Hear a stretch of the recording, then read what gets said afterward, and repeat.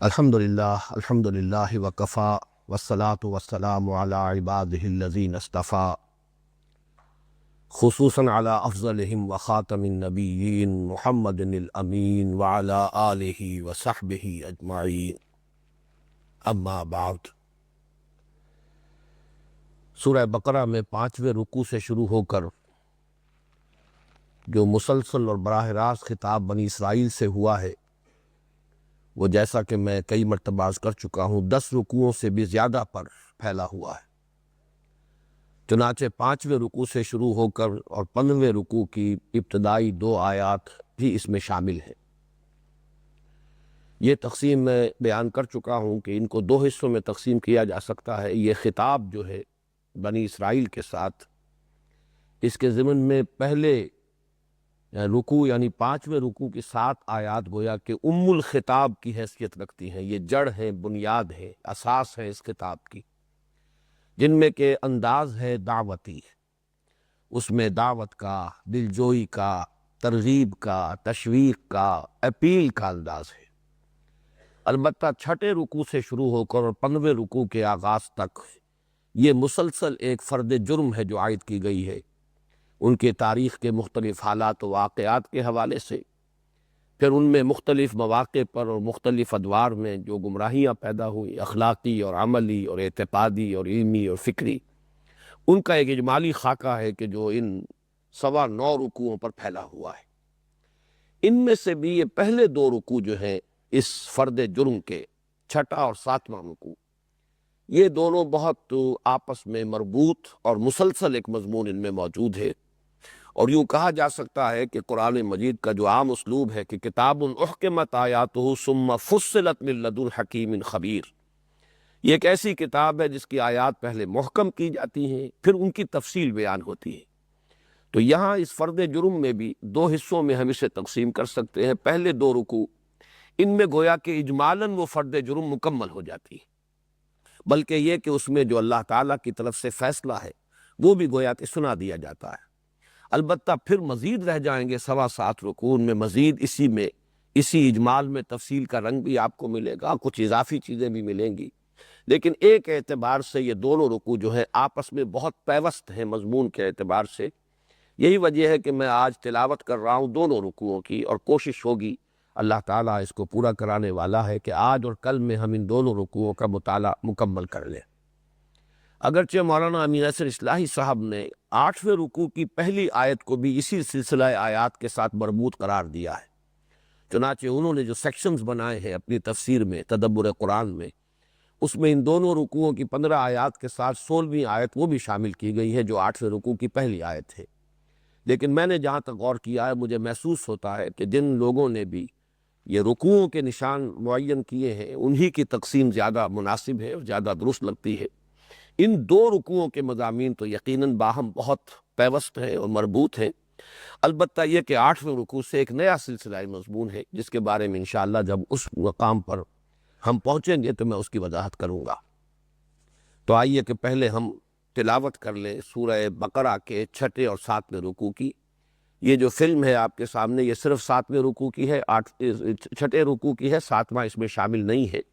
لیکن یہ کہ میں تلاوت کر رہا ہوں اس لیے کہ یہ ایک ہی سلسلہ کلام ہے۔ اعوذ باللہ من الشیطان الرجیم، بسم اللہ الرحمن الرحیم۔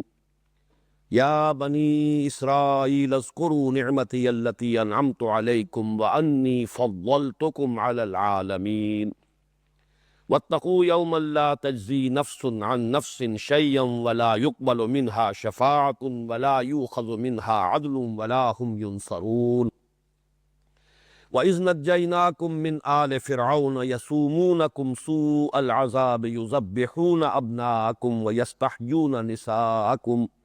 وَفِي ذَلِكُمْ بَلَاءٌ مِّن رَّبِّكُمْ عَظِيمٌ وَإِذْ فَرَقْنَا بِكُمُ الْبَحْرَ فَأَنجَيْنَاكُمْ وَأَغْرَقْنَا آلَ فِرْعَوْنَ وَأَنتُمْ تَنظُرُونَ وَإِذْ وَاعَدْنَا مُوسَىٰ 40 لَيْلَةً ثُمَّ اتَّخَذْتُمُ الْعِجْلَ مِن بَعْدِهِ وَأَنتُمْ ظَالِمُونَ ثم عفونا عنكم من بعد ذلك لعلكم تشكرون وإذ آتينا موسى الكتاب والفرقان لعلكم تهتدون وَإِذْ قَالَ مُوسَىٰ لِقَوْمِهِ يَا قَوْمِ إِنَّكُمْ ظَلَمْتُمْ أَنفُسَكُمْ بِاتِّخَاذِكُمُ الْعِجْلَ فَتُوبُوا إِلَىٰ بَارِئِكُمْ فَاقْتُلُوا أَنفُسَكُمْ ذَٰلِكُمْ خَيْرٌ لَكُمْ عِندَ بَارِئِكُمْ فَتَابَ عَلَيْكُمْ إِنَّهُ هُوَ التَّوَّابُ الرَّحِيمُ وَإِذْ قُلْتُمْ يَا مُوسَىٰ لَن نُّؤْمِنَ لَكَ حَتَّىٰ نَرَى اللَّهَ جَهْرَةً فَأَخَذَتْكُمُ الصَّاعِقَةُ وَأَنتُمْ تَنظُرُونَ ثُمَّ بَعَثْنَاكُم مِّن بَعْدِ مَوْتِكُمْ لَعَلَّكُمْ تَشْكُرُونَ وَظَلَّلْنَا عَلَيْكُمُ الْغَمَامَ وَأَنزَلْنَا عَلَيْكُمُ الْمَنَّ وَالسَّلْوَىٰ كُلُوا مِن طَيِّبَاتِ مَا رَزَقْنَاكُمْ وَمَا ظَلَمُونَا وَلَٰكِن كَانُوا أَنفُسَهُمْ يَظْلِمُونَ وَإِذْ قُلْنَا ادْخُلُوا هَٰذِهِ الْقَرْيَةَ فَكُلُوا مِنْهَا حَيْثُ شِئْتُمْ رَغَدًا وَادْخُلُوا الْبَابَ سُجَّدًا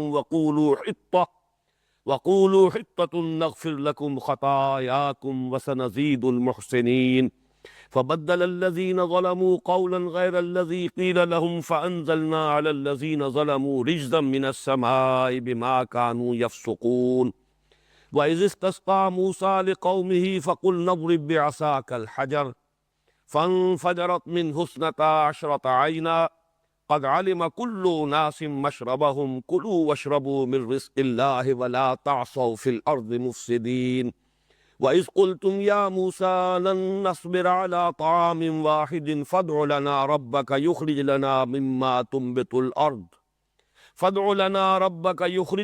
مما تنبت الأرض من بقلها وقثائها وفومها وعدسها وبصلها قال تستبدلون الذي هو أدنى بالذي هو خير اهبطوا مصرا فإن لكم ما سألتم وضربت عليهم الذلة والمسكنة وباءوا بغضب من الله ذلك بأنهم كانوا يكفرون بآيات الله ويقتلون النبيين بغير الحق ذلك بما عصوا وكانوا يعتدون صدق الله العظيم رب اشرح لي صدري ويسر لي أمري واحلل عقدة من لساني يفقهوا قولي اللهم ربنا ألهمنا رشدنا وأعذنا من شرور أنفسنا اللهم أرنا الحق حقا وارزقنا اتباعه وأرنا الباطل باطلا وارزقنا اجتنابه آمین یا رب العالمین۔ پچھلے درس میں عرض کر چکا ہوں کہ یہ جو فرد جرم شروع ہو رہی ہے بنی اسرائیل کے خلاف، اس کے آغاز میں جو 2 آیات آئی ہیں بعین ہی یہی 2 آیات اختتام پر آئی ہیں، اور یہ صرف ایک بات ہے، ایک انداز ہے بات کے بتانے کا، سمجھانے کا، اور اس کے حوالے سے واقعہ یہ ہے کہ کچھ چیزیں آسانی سے ذہن نشین ہو جاتی ہیں پھر یاد رہتی ہیں، کہ اس کی تشبیہ ہے جیسے کہ بریکٹس شروع ہوتی ہیں اور بند ہوتی ہیں، اور بریکٹس جو ہے خاص طور پر بڑی بریکٹ جو ہے اس کا اکثر و بیشتر حصہ تو وہی ہے، ایک خط ہے مستقیم افقی، لیکن یہ کہ اس کے جو دونوں طرف کی بریکٹس ہیں ان کے ایک طرف کا رخ ایک طرف ہوگا اور اس کے برعکس ہوگا آخر میں جب بریکٹ بند ہوگی۔ بس اتنا ہی فرق ان 2 آیات میں ہے، ایک آیت یوں کی توں، البتہ دوسری آیت میں ذرا ترتیب بدل گئی ہے، جیسا کہ میں پچھلی مرتبہ عرض کر چکا ہوں، آج بھی دوبارہ سامنے آ جائے گا۔ لیکن یہ کہ مجھے حیرت ہے کہ یہ جو اسلوب یہاں پر قرآن مجید نے اختیار کیا، اس کی طرف بہت کم لوگوں کی توجہ ہوئی کہ آخر کیا وجہ ہے کہ 5ویں رکوع میں بھی یا بنی اسرائیل اذکروا نعمتی التی انعمت علیکم واوفوا بعہدی اوف بعہدکم، پھر یہ کہ اس کے بعد 6واں رکوع شروع ہو رہا ہے یا بنی اسرائیل اذکروا نعمتی التی انعمت علیکم وانی فضلتکم علی العالمین، پھر جب یہ خطاب ختم ہو رہا ہے پھر بعین ہی یہی آیت دہرا کر آ رہی ہے۔ اس سے جو اشارے ہیں، یہ قرآن مجید کی یہ ترتیب، یہ سیاق و سباق، یہ جو مضامین کی تقسیم ہے، یقیناً اس میں بڑی حکمت پوشیدہ ہے۔ بہرحال اس کی طرف بہت کم لوگوں کی توجہ ہوئی ہے، لیکن مجھے تو اسی میں الحمدللہ کہ اس سب سے مشکل مسئلے کا حل ملا ہے جس کا میں نے پہلے بھی ذکر کیا تھا، اور انشاءاللہ اگلے درس میں پھر جب نوبت آئے گی 8ویں رکوع کی پہلی آیت کے جب وہ مطالعہ کریں گا تب اس پر تفصیلاً گفتگو ہوگی۔ اس کا جو حل ہے میرے ذہن میں اسی تقسیم کے حوالے سے ہوا۔ فرمایا یا بنی اسرائیل اذکروا نعمتی التی انعمت علیکم، اے بنی اسرائیل، بیان کر چکا ہوں اسرائیل حضرت یعقوب کا لقب ہے، اسر اور ایل سے مل کر بنا ہے، اسر بمانی عبد، ایل بمانی اللہ، عبد اللہ، یہ گویا کہ ان کا لقب ہے۔ اے عبداللہ کی اولاد یعنی حضرت یعقوب کی اولاد، اذکروا نعمتی التی انعمت علیکم، یاد کرو میری اس نعمت کو جو میں نے تم پر انعام فرمائی۔ یہاں جو تکرار ہے پچھلے رکوع کی پہلی آیت میں بھی اذکروا نعمتی کافی تھا، لیکن اس کے بعد التی انعمت علیکم، اس میں تاکید بھی ہے، اور دوسرے یہ کہ اس میں اصل فضل ہے ہمارا جو ہم نے تم پر کیا۔ انعمت علیکم، میں نے انعام کیا تم پر، یہ تمہارا کوئی استحقاق نہیں تھا، بلکہ اللہ تعالیٰ کی طرف سے جو بھی تمہیں فضیلت عطا ہوئی ہے، یہ جان لو کہ یہ وہبی ہے، عطا کردہ ہے، یہ اللہ تعالیٰ کی دی ہوئی ہے، اس میں تمہارے استحقاق کو کوئی دخل حاصل نہیں ہے۔ اس لیے کہ جب انسان یہ سمجھتا ہے کہ میرے استحقاق کی بنیاد پر مجھے کوئی چیز ملی ہے، تو اس میں عجب پیدا ہوتا ہے، فخر پیدا ہوتا ہے، غرور پیدا ہوتا ہے، اور یہی عجب اور غرور اور فخر جو ہے یہ در حقیقت بہت سی اعتقادی اور عملی گمراہیوں کی بنیاد اور سبب بن جاتا ہے۔ تو فرمایا یاد کرو میری اس نعمت کو جو میں نے تم پر انعام فرمائی، اور وَأَنِّي فَضَّلْتُكُمْ عَلَى الْعَالَمِينَ، یہ یہاں اس پچھلی آیت کے مقابلے میں اضافہ ہو رہا ہے،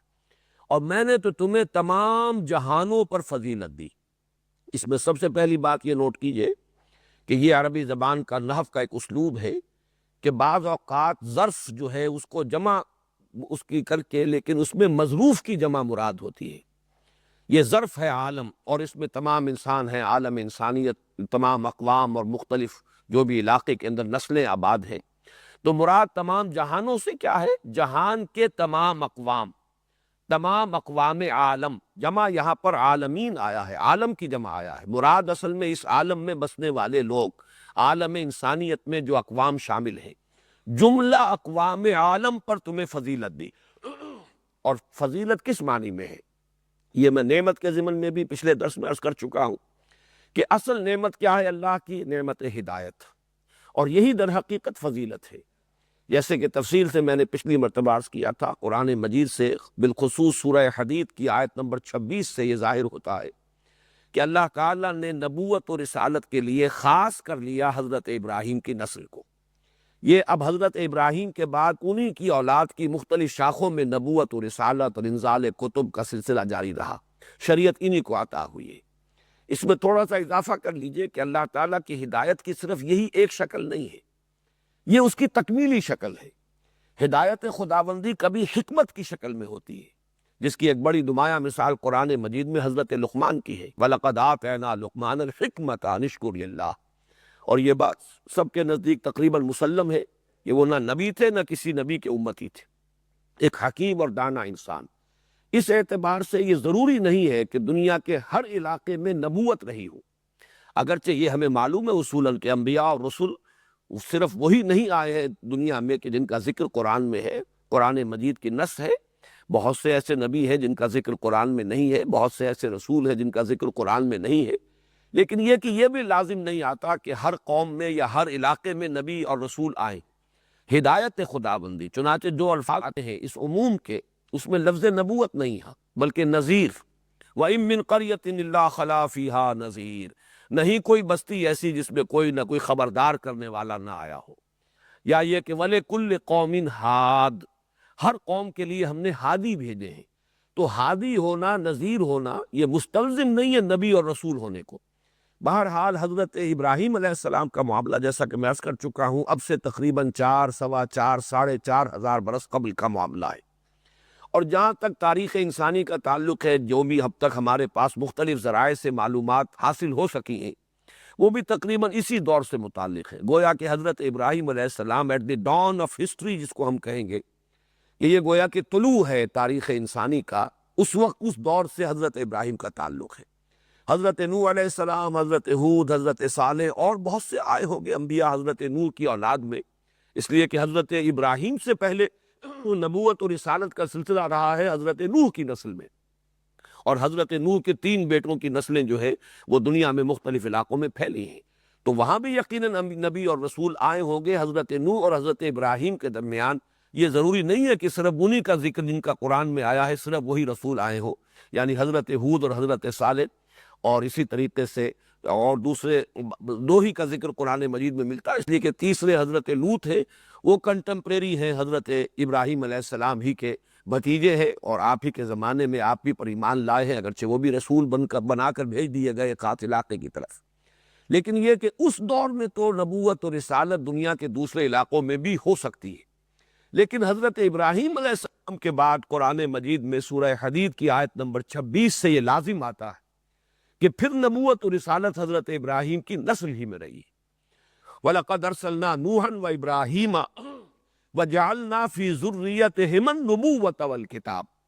ہم نے ان کی نسل ہی کے اندر معین کر دی، رکھ دی نبوت اور کتاب۔ اس اعتبار سے یہ نسل ابراہیمی جو ہے اسی کے اندر یہ سلسلہ نبوت اور رسالت جاری رہا، اور یہ ہمیں معلوم ہے کہ اس میں سب سے زیادہ جو سلسلہ جاری رہا ہے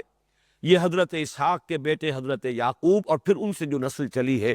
یہی ہے جنہیں کہ دنیا میں عام طور پہ جانا جاتا ہے کہ prophets of the old testament, جن کا ذکر جو ہے تورات کے اندر آتا ہے، اس کے مختلف صحیفوں کے اندر موجود ہے۔ یہ فضیلت ہے جو تمام جہان والوں پر یعنی تمام اقوام عالم پر اللہ تعالیٰ نے ان کو عطا فرمائی۔ اسی نبوت و رسالت کا پھر مظہر یہ ہے کہ یہ تو دنیا میں تسلیم کیا جاتا ہے کہ توحید اپنی صریح اور واضح صورت میں صرف انہی کے ہاں پائی گئی ہے۔ باقی دنیا جو ہے کہیں اسلام پرستی چل رہی ہے، کہیں کواکب پرستی چل رہی ہے، کہیں مظاہر پرستی چل رہی ہے، کہیں درختوں کو پوجا جا رہا ہے، کہیں سانپوں کو اور بچھوؤں کو پوجا جا رہا ہے۔ تو مظاہر پرستی جو ہے دنیا میں ہر جگہ پر آپ کو نظر آئے گی، لیکن یہ قوم جو ہے تھرو دی ہسٹری، تاریخ کے دوران توحید پر قائم رہی ہے۔ اس میں عملی گمراہیاں آئیں اور دوسری اعتقادی گمراہیاں آ گئیں، عجب پیدا ہو گیا، فخر پیدا ہو گیا، بدعملی پیدا ہو گئی، اخلاقی زوال آ گیا، لیکن بائی اینڈ لارج یہ کہا جائے گا کہ یہ قوم بحیثیت مجموعی توحید پر قائم رہی۔ ایسے ادوار بھی آئے ہیں کہ جن قوموں کے پاس یہ رہے ہیں ان کے اثرات انہوں نے لے لیے، کنعانیوں کے اثرات، موابیوں کے اثرات، چنانچہ ان کے ہاں شرک کی آلائش بھی آ گئی، لیکن تسلسل کے ساتھ یہ قوم جو ہے بحیثیت مجموعی توحید خداوندی پر قائم رہی۔ یہی در حقیقت اس کا فضیلت کا سب سے بڑا طلوع امتیاز ہے۔ یا بنی اسرائیل اذکروا نعمتی التی انعمت علیکم وانی فضلتکم علی العالمین واتقوا یوما لا تجزی نفس عن نفس شیئا ولا يقبل منها شفاعۃ ولا یؤخذ منها عدل ولا هم ینصرون۔ یہی آیت آخر میں آئے گی صرف اس فرق کے ساتھ کہ واتقوا یوما لا تجزی نفس عن نفس شیئا، یہ تو جو کا تو ہوگا، ولا يقبل منها عدل ولا تنفعها شفاعۃ، یعنی عدل اور شفاعت کے اندر ترتیب صرف بدل جائے گی۔ یہاں جو ہے لا يقبل منها شفاعۃ ولا يؤخذ منها عدل ہے، وہاں ہوگا ولا يقبل منها عدل ولا تنفعها شفاعۃ، پھر آخری ٹکڑا جو کا تو ہے ولا هم ينصرون۔ یہ آیت جو ہے اس اعتبار سے بڑی اہمیت کی حامل ہے کہ جیسا کہ میں نے عرض کیا تھا، مسلمان قوم کے اندر جب زوال آتا ہے تو اس کا اصل سبب ایمان بالآخرت میں ضعف کا پیدا ہو جانا ہے۔ میں نے بارہا یہ بیان کیا ہے، اور پچھلے سال جو یہاں پر محاضرات قرآنی ہوئے حقیقت ایمان کے موضوع پر، تو ایک تقسیم یاد ہوگی جو حضرات اس میں شریک رہے ہیں کہ ایمانیات ثلاثہ میں میں نے ایک تقسیم کی کہ جہاں تک ایمان اصولی، علمی، نظری اعتبار سے ایمان کا تعلق ہے، اہم ترین ایمان ایمان باللہ یا توحید، لیکن جہاں تک قانونی ایمان کا تعلق ہے، فقہی ایمان کا تعلق ہے، جس کی بنیاد پر کسی کو دنیا میں مسلمان مانا جائے، تو وہ ہے ایمان بالرسول، ایمان بالرسالت۔ جو رسول کو مانے گا وہ مسلمان ہے، جو نہیں مانے گا چاہے بڑے سے بڑا موحد ہو، آخرت پر کتنا ہی یقین رکھتا ہو، رسول کو نہیں مانے گا تو وہ اس امت کے دائرے سے خارج۔ لیکن عملی اعتبار سے، اخلاقی اعتبار سے، انسان کے عملی رویے کے اوپر سب سے زیادہ جو مؤثر ایمان ہے، جس کی چھاپ پڑتی ہے، وہ ایمان بالآخرہ ہے۔ اگر یہ گرفت رہے کہ جانا ہے اللہ کے حضور، پیشی ہونی ہے، وہاں کوئی چھڑانے والا نہیں، وہاں کوئی کسی کی سفارش فائدہ نہیں پہنچائے گی، اگر اس ایمان بالرسالت کی پختگی بھی ہو، اس کی انٹینسٹی بھی ہو، پھر یہ کہ کوئی غلط عقیدہ جو ہے اسے غیر مؤثر نہ کر دے۔ یہ غیر مؤثر کرنے والے اعتقادات یہ ہیں کہ اللہ پر ایمان بھی، آخرت پر ایمان بھی ہے، لیکن یہ کہ کوئی ہستیاں ایسی ہیں کہ جن کی سفارش سے وہاں چھوٹ مل جائے گی، چھٹکارا ہو جائے گا، لہذا کچھ تھوڑی بہت جو ہے ان ہستیوں کے لیے کچھ جو ہے ڈنڈوت کی جائے، کچھ ان کے لیے بھی مراسم عبودیت بجا لائے جائیں، تو ان کی شفاعت سے، ان کی سفارش سے بیڑا پار ہو جائے گا۔ یا یہ کہ اسی طریقے سے ہم تو ہیں ہی بخشے بخشائے، اس لیے کہ ہم تو ایک خاص امت سے متعلق ہیں، ہمارا ایک تعلق ہے انبیاء کی نسل سے، ہم ابراہیم اور اسحاق اور یعقوب کی اولاد ہے، تو بہرحال ہمارے ساتھ کوئی ترجیحی معاملہ ہوگا، دوسروں کے ساتھ جو ہے ہمارا اور ان کا معاملہ جو ہے وہ بالکل ہم وزن نہیں ہوگا، بلکہ یہ کہ ہم اگر جہنم میں جھونکے بھی گئے اپنی بدعمالیوں کی وجہ سے تو چند دن، لن تمسنا النار الا ایام معدودات یا معدودہ، دو جگہ یہ آیت آئی ہے صرف اس ایک فرق کے ساتھ، معدودہ یا معدودات۔ معدودات کے وزن پر جو جمع آتی ہے اس کو جمع قلت کہا جاتا ہے، اور اس کا زیادہ سے زیادہ اطلاق 2-3 پر ہوتا ہے، گویا کہ صرف 2-3 دن کے لیے صرف ہم جہنم میں جھونکے جائیں گے، باقی ہمیں نکال لیا جائے گا۔ خلود فی النار ہمارے لیے نہیں ہے، ہمیشہ ہمیشہ جہنم میں رہنا یہ دوسروں کے لیے ہمارے لیے نہیں۔ تو یہ مختلف چیزیں ہیں کہ جس سے جیسے زیرو سے جب ضرب دی جائے تو بڑی سے بڑی رقم ہو، زیرو سے ضرب کھائے گی زیرو ہو جائے گی۔ ایمان بالآخرہ کتنا ہی اپنی جگہ پر مضبوط ہو، کتنا ہی اس پر یقین ہو، بعث بعد الموت پر بھی اور حشر و نشر پر بھی، لیکن اگر اس قسم کا کوئی عقیدہ شامل ہو جائے، شفاعت باطلہ کا کوئی تصور ہو، یا یہ کہ اپنے بخشے بخشائے ہونے کا کوئی تصور ہو، ہم تو اللہ کے خاص منظور نظر ہیں، ہمارا معاملہ مختلف ہے، تو ظاہر بات ہے کہ پھر وہ ایمان بالآخرہ گویا کہ زیرو سے ضرب کھا کر زیرو ہو گیا، اگرچہ موجود ہے بظاہر زبانی اقرار کی حد تک، لیکن اس کی تاثیر ختم ہو جائے گی، اس کا کوئی اثر انسان کے کردار پر، اس کے عملی رویے کے اوپر پھر ظاہر نہیں ہوگا۔ چنانچہ اس پورے سلسلہ مضمون کے ابتدا اور اختتام پر، اور اس میں سب سے بڑی بات جو آ رہی ہے وہ کیا ہے؟ ایمان لاؤ محمد پر صلی اللہ علیہ وسلم۔ اس ایمان پر سب سے زیادہ آنے والی بات کون سی ہے؟ کہ ہم تو بہت فضیلت والی قوم ہے۔ یعنی ان دونوں آیتوں کا تعلق دیکھیے کہ سابقہ رکوع کے مضامین کے ساتھ اصل میں تعلق کیا ہے، کیا چیز مانے ہو رہی تھی۔ ان کے علماء نے پہچان لیا تھا حضور کو صلی اللہ علیہ وسلم، یعرفونہ کما یعرفون ابناہم، ایسے پہچانتے تھے حضور کو جیسے اپنے بیٹوں کو پہچانتے۔ انہی کے قرب کی وجہ سے جو یثرب کے جو یہ قبائل تھے وہ ان کو ایمان نصیب ہو گیا۔ پہلے مرتبہ جو 6 افراد جو ہیں جو ایمان لائے حضور پر صلی اللہ علیہ وسلم سن 10 کے موسم حج میں، ان کے پاس جب حضور پہنچے ہیں اور آپ نے دعوت پیش کی ہے تو روایات میں آتا ہے انہوں نے ایک دوسرے کو کلنکھیوں سے دیکھا، اس لیے کہ یثرب سے آئے ہوئے لوگ تھے یہ، اور یہود سے وہ سنا کرتے تھے کہ نبی آخر الزمان کی بعثت کا وقت قریب آ چکا ہے، جب ان کی بعثت ہوگی ہم ان پر ایمان لائیں گے، ہم ان کو مانیں گے، ان کے ساتھ ہو کر جب تم سے جنگ کریں گے تو تم ہمیں شکست نہیں دے سکو گے۔ تو انہوں نے آپس میں کلنکھیوں سے ایک دوسرے کو دیکھا، معلوم ہوتا ہے یہ وہی نبی ہے جن کا ذکر کرتے ہیں یہود، تو سبقت کرو، پہلے تم ایمان لے آؤ اس سے قبل کہ وہ ایمان لائے۔ تو گویا کہ وہ علم جو انہیں حاصل ہوا اس وجہ سے کہ مدینے میں یہودی بھی آباد تھے اور ان کے ہاں تذکرے تھے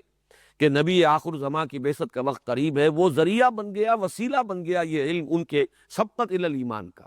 لیکن وہی جو ان کا عجب تھا، غرور تھا، ان کا فخر تھا،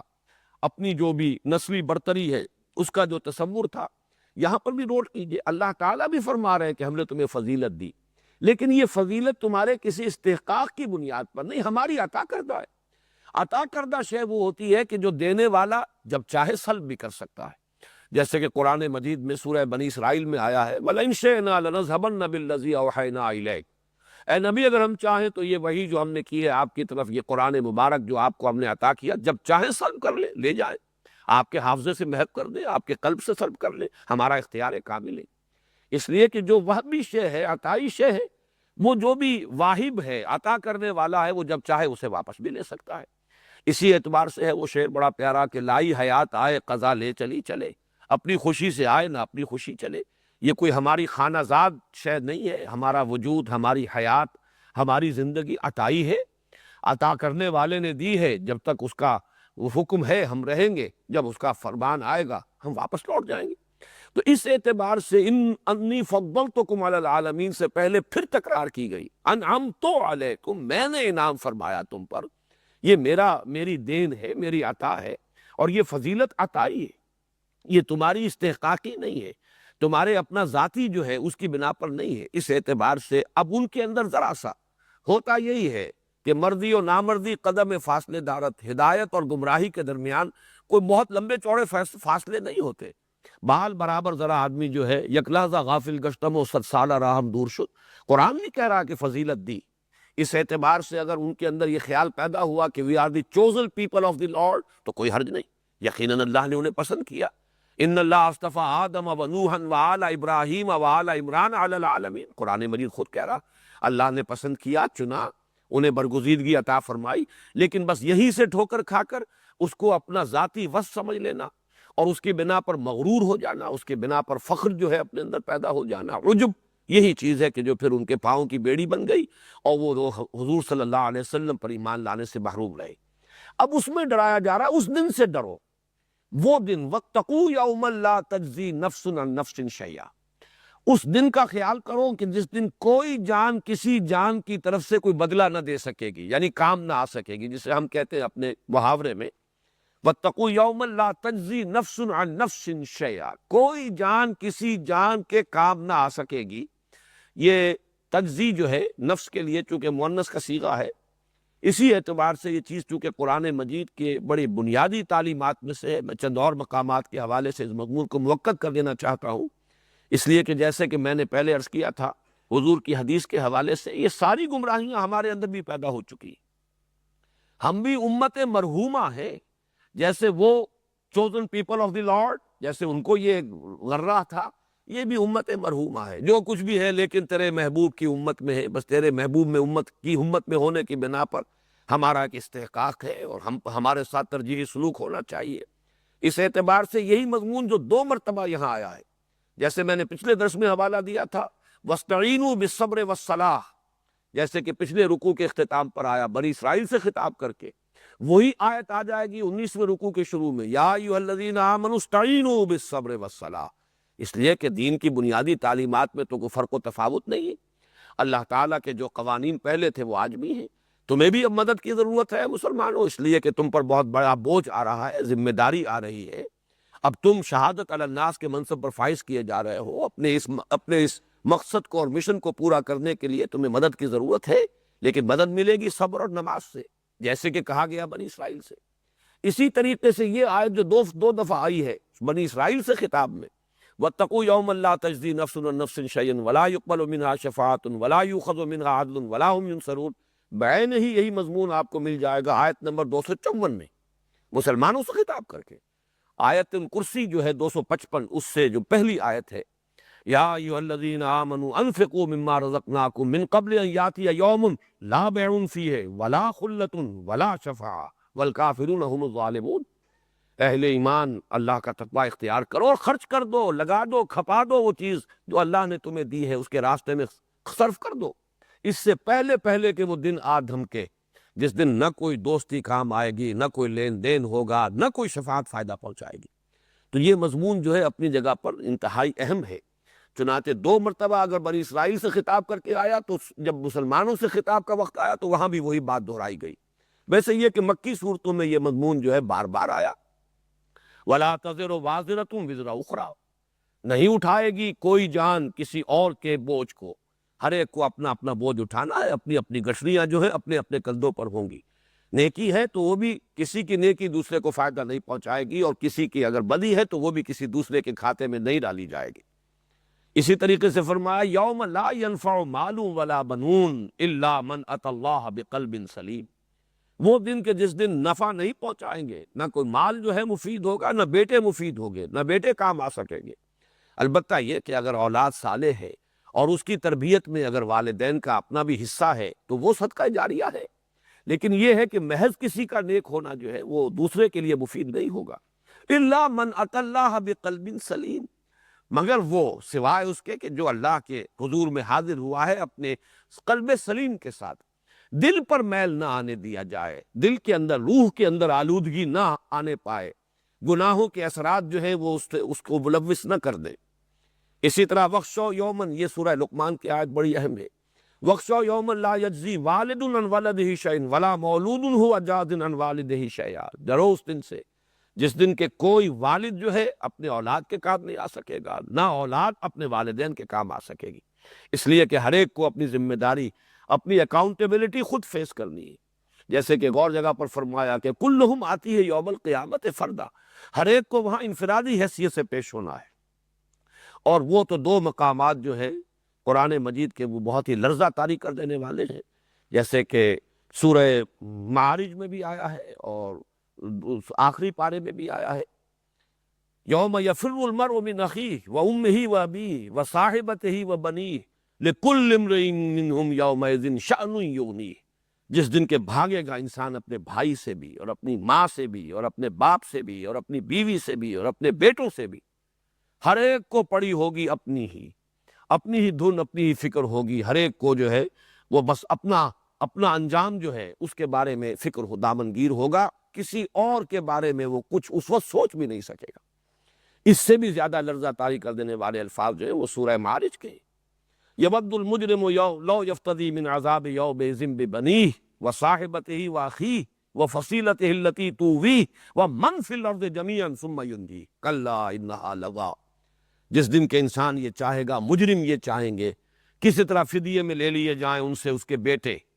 اور فدیے میں لے لی جائے بیوی بھی، اور فدیہ میں لے لیا جائے بھائی بھی، اور اس کا وہ سارا کنبہ قبیلہ جس نے کہ اسے پناہ دی، پالا پوسا، اس کی حفاظت کی،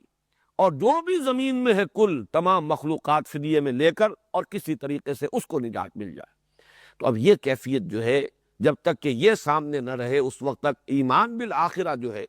اس کے اندر تاثیر نہیں ہوگی، اس کا کوئی اثر انسان کے قلب پر، اس کے کردار پر، اس کے اعمال پر وارد نہیں ہوگا۔ دوسرا فرمایا وَلَا يُقْبَلُ مِنْهَا شَفَاعَةٌ، اور نہ ہی کسی جان کی طرف سے کوئی شفاعت قبول کی جائے گی۔ اس میں اصل میں اگرچہ قرآن مجید میں بہت سے مقامات پر شفاعت کی نفی کلی بھی آئی ہے، لیکن بعض مقامات پر اس کا ایک اثبات بھی آیا ہے، اور وہ اثبات یہ ہے کہ جس کے لیے بھی اللہ تعالیٰ اجازت دے دے گا اور جسے اجازت دے دے۔ چنانچہ شفاعت کی پھر ہمارے ہاں دو قسمیں ہوئی ہیں، احادیث میں ان کی مزید تفصیل بھی ہے، لیکن اس میں فرق و تفاوت کیا ہے بنیادی طور پر؟ ویسے یہ مضمون آئے گا بالکل یکجا ہو کر، جس آیت کا میں نے ابھی حوالہ دیا، آیت نمبر 254 سورہ بقرہ کی، اس میں کیٹیگوریکل ڈینائل ہے، ولا شفاعہ، کوئی شفاعت نہیں، کوئی بھی شفاعت اور کوئی سفارش نہیں۔ لیکن اگلی آیت آیت الکرسی میں ہے، اس میں تھوڑا سا استثناء جو ہے کر دیا گیا، من ذا الذی یشفع عندہ الا باذنہ، کون ہے وہ جو شفاعت کر سکے اس کے حضور میں مگر اس کی اجازت سے۔ تو معلوم ہوا کہ اذن رب کے ساتھ شفاعت وہاں ہوگی۔ یہ مسئلہ جو ہے اس میں بس ایک باریک فرق اس وقت نوٹ کر لیجئے کہ جس کے حق میں شفاعت کی جانی ہو وہ بھی اللہ کی طرف سے اپرووڈ ہو، اور جو شفاعت کرے اسے بھی اذن ملے۔ قرآن مجید سے یہ دوہری اذن کا ثبوت ملتا ہے، تب شفاعت کا کوئی اس بات ہے، استثناء جو کیا گیا ہے قرآن مجید میں، اور اس کا مقصد جو بیان کیا ہے علماء نے، اور وہی واحد توجیہ ممکن ہے کہ وہ کچھ شخصیات کا جو اللہ تعالیٰ کے ہاں مقام اور مرتبہ ہے اس کے اظہار کے لیے، تاکہ معلوم ہو کہ یہ اللہ کے مقربین میں سے ہے، ان کا اونچا درجہ ہے، یہ صدیقین میں سے ہے، یہ شہداء میں سے ہے، یہ انبیاء ہیں، یہ خاتم الرسل ہے، آخر المرسلین ہے، سید الانبیاء والمرسلین ہے۔ تو مختلف شخصیتوں کے مقام کے اظہار کے لیے کہ ان کی بات سامنے آئے کہ ان کا اللہ کے یہاں کیا درجہ ہے۔ اگرچہ اس میں ایک جو ہے اشکال رہتا ہے کہ اگر تو ہم یہ تصور کریں کہ جیسے کہ یہ کھلے عام کوئی دربار لگا ہوا ہو اور اس میں واضح طور پر اجازت دی جائے کہ ہاں آپ شفاعت کر سکتے ہیں فلاں کی، تو پھر تو ان کا جو مقام ہے اس کا کوئی اظہار نہیں ہوتا، ظہور نہیں ہوتا، وہ تو پھر صاف نظر آ جائے گا۔ تو اس کا جو حل سمجھ میں آتا ہے وہ یہی ہے کہ یہ چیزیں القاء ہوں گی، یہ براہ راست اللہ تعالیٰ کی طرف سے اس طور سے ایکسپریس جو ہے کہا نہیں جائے گا کہ آپ شفاعت کر سکتے ہیں، بلکہ یہ کہ یہ گویا کہ القاء کر دیا جائے گا کہ اس شخص کے حق میں اگر آپ چاہیں تو آپ شفاعت کر سکتے ہیں۔ تو یہ چیز چونکہ لوگوں کے علم میں نہیں آئے گی، اس اعتبار سے ظاہر یہی ہوگا کہ ان کا ایک مقام ہے، اللہ تعالیٰ کے مقربین میں سے ہے، ان کی شفاعت جو ہے یہاں مفید ثابت ہو رہی ہے۔ لیکن یہ کہ قرآن مجید نے جس چیز کی نفی کی ہے وہ یہ ہے کہ یہ سمجھنا کہ کوئی ہستی اتنی زور آور ہے، کسی ہستی کو اختیار حاصل ہے، کسی کا استحقاق ذاتی ہے، یہ در حقیقت یہ شفاعت باطلہ ہے۔ اور یہ کہ وہ کسی حق کو ناحق یا ناحق کو حق کرنے کی شفاعت، یہ شفاعت باطلہ کا تصور ہے، یہ پھر وہ زیرو ہے کہ جس سے ایمان بالآخرہ جو ہے وہ زیرو ہو کر رہ جاتا ہے، اس کی تاثیر ختم ہو جاتی ہے۔ تو فرمایا وَاتَّقُوا يَوْمًا لَا تَجْزِي نَفْسٌ عَن نَفْسٍ شَيْئًا وَلَا يُقْبَلُ مِنْهَا شَفَاعَةٌ وَلَا يُؤْخَذُ مِنْهَا عَدْلٌ۔ عدل کا لفظ آتا ہے برابری کے لیے، عدل کہتے بھی اسی کو، برابر برابر، اسی معنی میں یہ سورہ انعام میں لفظ آیا ہے ثم الذین کفروا بربہم یعدلون۔ حالانکہ اللہ تعالیٰ یہ خالق آسمان اور زمین کا اللہ ہی نے روشنی اور جو اندھیرے ہیں وہ بنائے ہیں، لیکن پھر بھی کچھ لوگ ہیں کہ جو اپنے رب کے برابر دوسری ہستیوں کو کر دیتے ہیں۔ تو عدل کے معنی یہاں پر ہے برابر کر دینا، اسی معنی میں فدیے کو عدل کہا گیا ہے، گویا کہ کسی کا وہ برابر کا ہو کر بدل بن جاتا ہے۔ جیسے کہ اسیر تھے غزوہ بدر کے، تو فدیہ جن سے لیا گیا گویا کہ وہ ان کی جان کا بدل بن گیا، جیسے کفارہ ہوتا ہے وہ گناہ کا بدل بن جاتا ہے، اسی طرح فدیہ جو ہے وہ کسی کے جرم کا گویا کہ وہ کفارہ بن کر اس کا معاوضہ، اس کا بدل بن جاتا ہے۔ تو ولا يقبل منها عدل ولا هم ينصرون ولا يؤخذ منها عدل ولا هم ينصرون، اور نہ ہی ان کی کہیں کوئی مدد کسی جانب سے ہو سکے گی۔ تو یہ آیت مبارکہ جیسا کہ میں نے عرض کیا اپنے اصل مضمون کے اعتبار سے ایمان بالآخرہ، آخرت پر ایمان اور یقین کے مؤثر ہونے کے لیے یہ گویا کہ اہم ترین ہے کہ یہ چیزیں مستحضر رہے کہ اللہ تعالیٰ کے ہاں جب محاسبہ ہوگا وہاں تو انسان کو لیس للانسان الا ما سعی وان سعیہ سوف یری، انسان کو وہی کچھ ملے گا جس کے لیے اس نے محنت کی ہوگی، ہاں اس کی محنت جو ہے وہ ضائع نہیں جائے گی، وہ اس کے سامنے آ جائے گی۔ فمن یعمل مثقال ذرۃ خیرا یرہ ومن یعمل مثقال ذرۃ شرا یرہ، جو کوئی بھی کسی نے نیکی کی ہوگی ذرے کے ہم بدن اپنے سامنے موجود پائے گا، اور جس کسی نے بدی کمائی ہوگی ذرے کے ہم بدن اپنے سامنے موجود پائے گا۔ اگرچہ یہ اپنی جگہ پر ہے کہ ان الحسنات یذہبن السیئات، انسان کی بہت سی نیکیاں کفارہ بنتی رہتی ہیں اس کی بہت سے تقصیرات کا، کوتاہیوں کا، خصوصاً جو صغائر ہیں، صغیرہ گناہ وہ دھلتے رہتے ہیں نیکیوں کے ساتھ، لیکن بہرحال اس سے یہ کہ موجود ہوگا، انسان دیکھ لے گا۔ جیسے کہ آپ کو بیلنس شیٹ ملتی ہے تو ڈیبٹ کریڈٹ جو ہے بہرحال انٹریز موجود ہوں گی کہ تمہارے اس کریڈٹ کی وجہ سے وہ ڈیبٹ جو ہے وہ نیوٹرلائز ہو گیا ہے، لیکن یہ کہ انسان کے اصل فیصلہ کن شے اس کا اپنا عمل ہے، اس کا اپنا کردار ہے، اس کی اپنی روش۔ اب اس کے بعد فرمایا وَإِذْ نَجَّيْنَاكُمْ مِنْ آلِ فِرْعَوْنَ يَسُومُونَكُمْ سُوءَ الْعَذَابِ يُذَبِّحُونَ أَبْنَاءَكُمْ وَيَسْتَحْيُونَ نِسَاءَكُمْ وَفِي ذَلِكُمْ بَلَاءٌ مِّن رَّبِّكُمْ عَظِيمٌ۔ اب یہاں سے جو سلسلہ شروع ہو رہا ہے اس میں کچھ واقعات ہیں جو بنی اسرائیل کی تاریخ کے بالکل ابتدائی دور کے ہیں۔ ویسے تو بنی اسرائیل کی تاریخ شروع ہوگی تقریباً 1850 قبل مسیح سے، اس لیے کہ حضرت یعقوب کی اولاد، جیسا کہ میں نے پہلے عرض کیا تھا، اندازے ہیں، ان کو تیقن کے ساتھ تو نہیں کہا جا سکتا، لیکن جن لوگوں نے ریسرچ کی ہے اور تحقیق کی ہے تو حضرت یوسف کی پیدائش کا سن 1906 قبل مسیح ہے۔ ان کے ہی بھائی ہیں یہ 11 بھائی اور جو کہ بنو اسرائیل، بنو یعقوب ہے، حضرت یعقوب کی اولاد 12 بیٹے، اور یہ پھر آئے ہیں مصر میں آ کر آباد ہوئے ہیں۔ اور حضرت یوسف علیہ السلام کی اگر پیدائش 1906 کی ہے تو ظاہر بات ہے اس کے بعد کچھ عرصہ گزرا ہے ان کا، وہ جیل میں بھی رہے ہیں، مصر میں رہے ہیں، پھر وہ فائز ہوئے ہیں، تو تقریباً یوں سمجھیے کہ اس کے بعد پھر وہ قحط کے سال ہیں اور بڑی خوشحالی کے سال ہیں، پھر قحط کے سال شروع ہوئے ہیں، پھر وہ ایک سلسلہ جو سورہ یوسف میں تفصیل سے واقعات کا ہے۔ اس کے بعد وہ وقت آیا ہے کہ انہوں نے حضرت یعقوب کو اور اپنے تمام بھائیوں کو، اپنے تمام اہل و عیال سمیت وہ پورا خاندان مصر میں آ کر آباد ہو گیا۔ جوشن کا علاقہ یا جوشن اس کا نام ہے، یہ بالکل نیل کا جو ڈیلٹا ہے، تقریباً جو دریائے نیل کا جو کہ مشرقی علاقہ ہے، اور یہ جو ہے وہ زرخیز ترین علاقہ ہے، اس میں ان کو آباد کیا گیا ہے، ڈیلٹا کے علاقے کے اندر۔ یہ یہاں پر 1850 قبل مسیح میں تو تاریخ بنو اسرائیل کی تو یہاں سے شروع ہو گئی، لیکن اصل میں ان کی حیثیت ایک امت کی جو ہے وہ حضرت موسیٰ علیہ السلام کے بعثت سے ہے۔ حضرت موسیٰ علیہ السلام کے بعثت کا زمانہ اگرچہ مختلف آراء ہیں، 1450 قبل مسیح میں بھی کہا گیا ہے، ایکسوڈس جو ہوا ہے مصر سے حضرت موسیٰ علیہ السلام جو لے کر نکلے ہیں، 1447 کا سن بھی باقاعدہ کچھ محققین نے معین کیا ہے۔ مولانا مودودی نے اپنی تفہیم میں کچھ اور دوسرے سورسز کے حوالے سے 1300 قبل مسیح، گویا کہ یہ 450 برس یا 550 برس کا عرصہ جو ہے، 500 برس کا، یہ مصر میں یہ رہے ہیں حضرت یوسف علیہ السلام کے بعد سے حضرت موسیٰ علیہ السلام کے ساتھ مصر سے جو نکلنے کا وقت آیا ہے۔ یہ جو 4-5 صدیاں ہیں، اس کا جیسا کہ میں عرض کر چکا ہوں کہ پہلا حصہ جو ہے تقریباً 1/3 وہ تو بڑے عیش میں ان کا گزرا ہے۔ یہ پیرزادوں کے مانند تھے، اس لیے کہ وہ جو بادشاہ تھا مصر کا اس وقت ہکسوس کنگز میں سے، اس نے ان کا بڑا اعزاز کیا، پھر وہ بہت معتقی تھا حضرت یوسف کا، اور ان کے یہ بھائی بند تھے، تو جیسے پیرزادوں کی عزت ہوتی ہے اس طریقے سے اس پورے خاندان کی عزت بھی ہوئی، اور ایک سیاسی ایلیمنٹ بھی اس میں معلوم ہوتا ہے، چونکہ ہکسوس کنگز بھی اصل قبطی نہیں تھے، یہ اصل مصر کے باشندے نہیں تھے، بلکہ یہ بھی عرب تھے قومی اعتبار سے، اور انہوں نے حملہ کر کے یہاں پر حکومت قائم کی تھی، یہ فرائض میں سے نہیں ہے۔ لہذا انہوں نے شاید یہ محسوس کیا ہو کہ ایک باہری قوت جو ہے باہر کے لوگوں کی، وہ اگر یہاں پر موجود رہے گی تو اس سے ہماری حکومت کو بھی ایک استحکام حاصل ہوگا، یہ بھی ایک سبب ہو سکتا ہے۔ بہرحال تقریباً 150 برس 200 برس تو ان کے بڑے عیش میں گزرے ہیں، اور جو ملٹیپلیکیشن پھر ہوئی ہے تعداد کی، اس کا تو آپ اس سے اندازہ کیجئے کہ 12 بھائیوں کی اولاد 550 برس کے بعد جب نکلی ہے وہاں سے،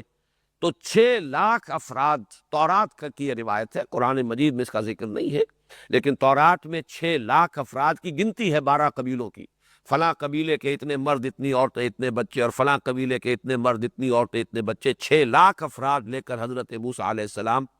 1450 قبل مسیح یا 1300 قبل مسیح میں نکلے۔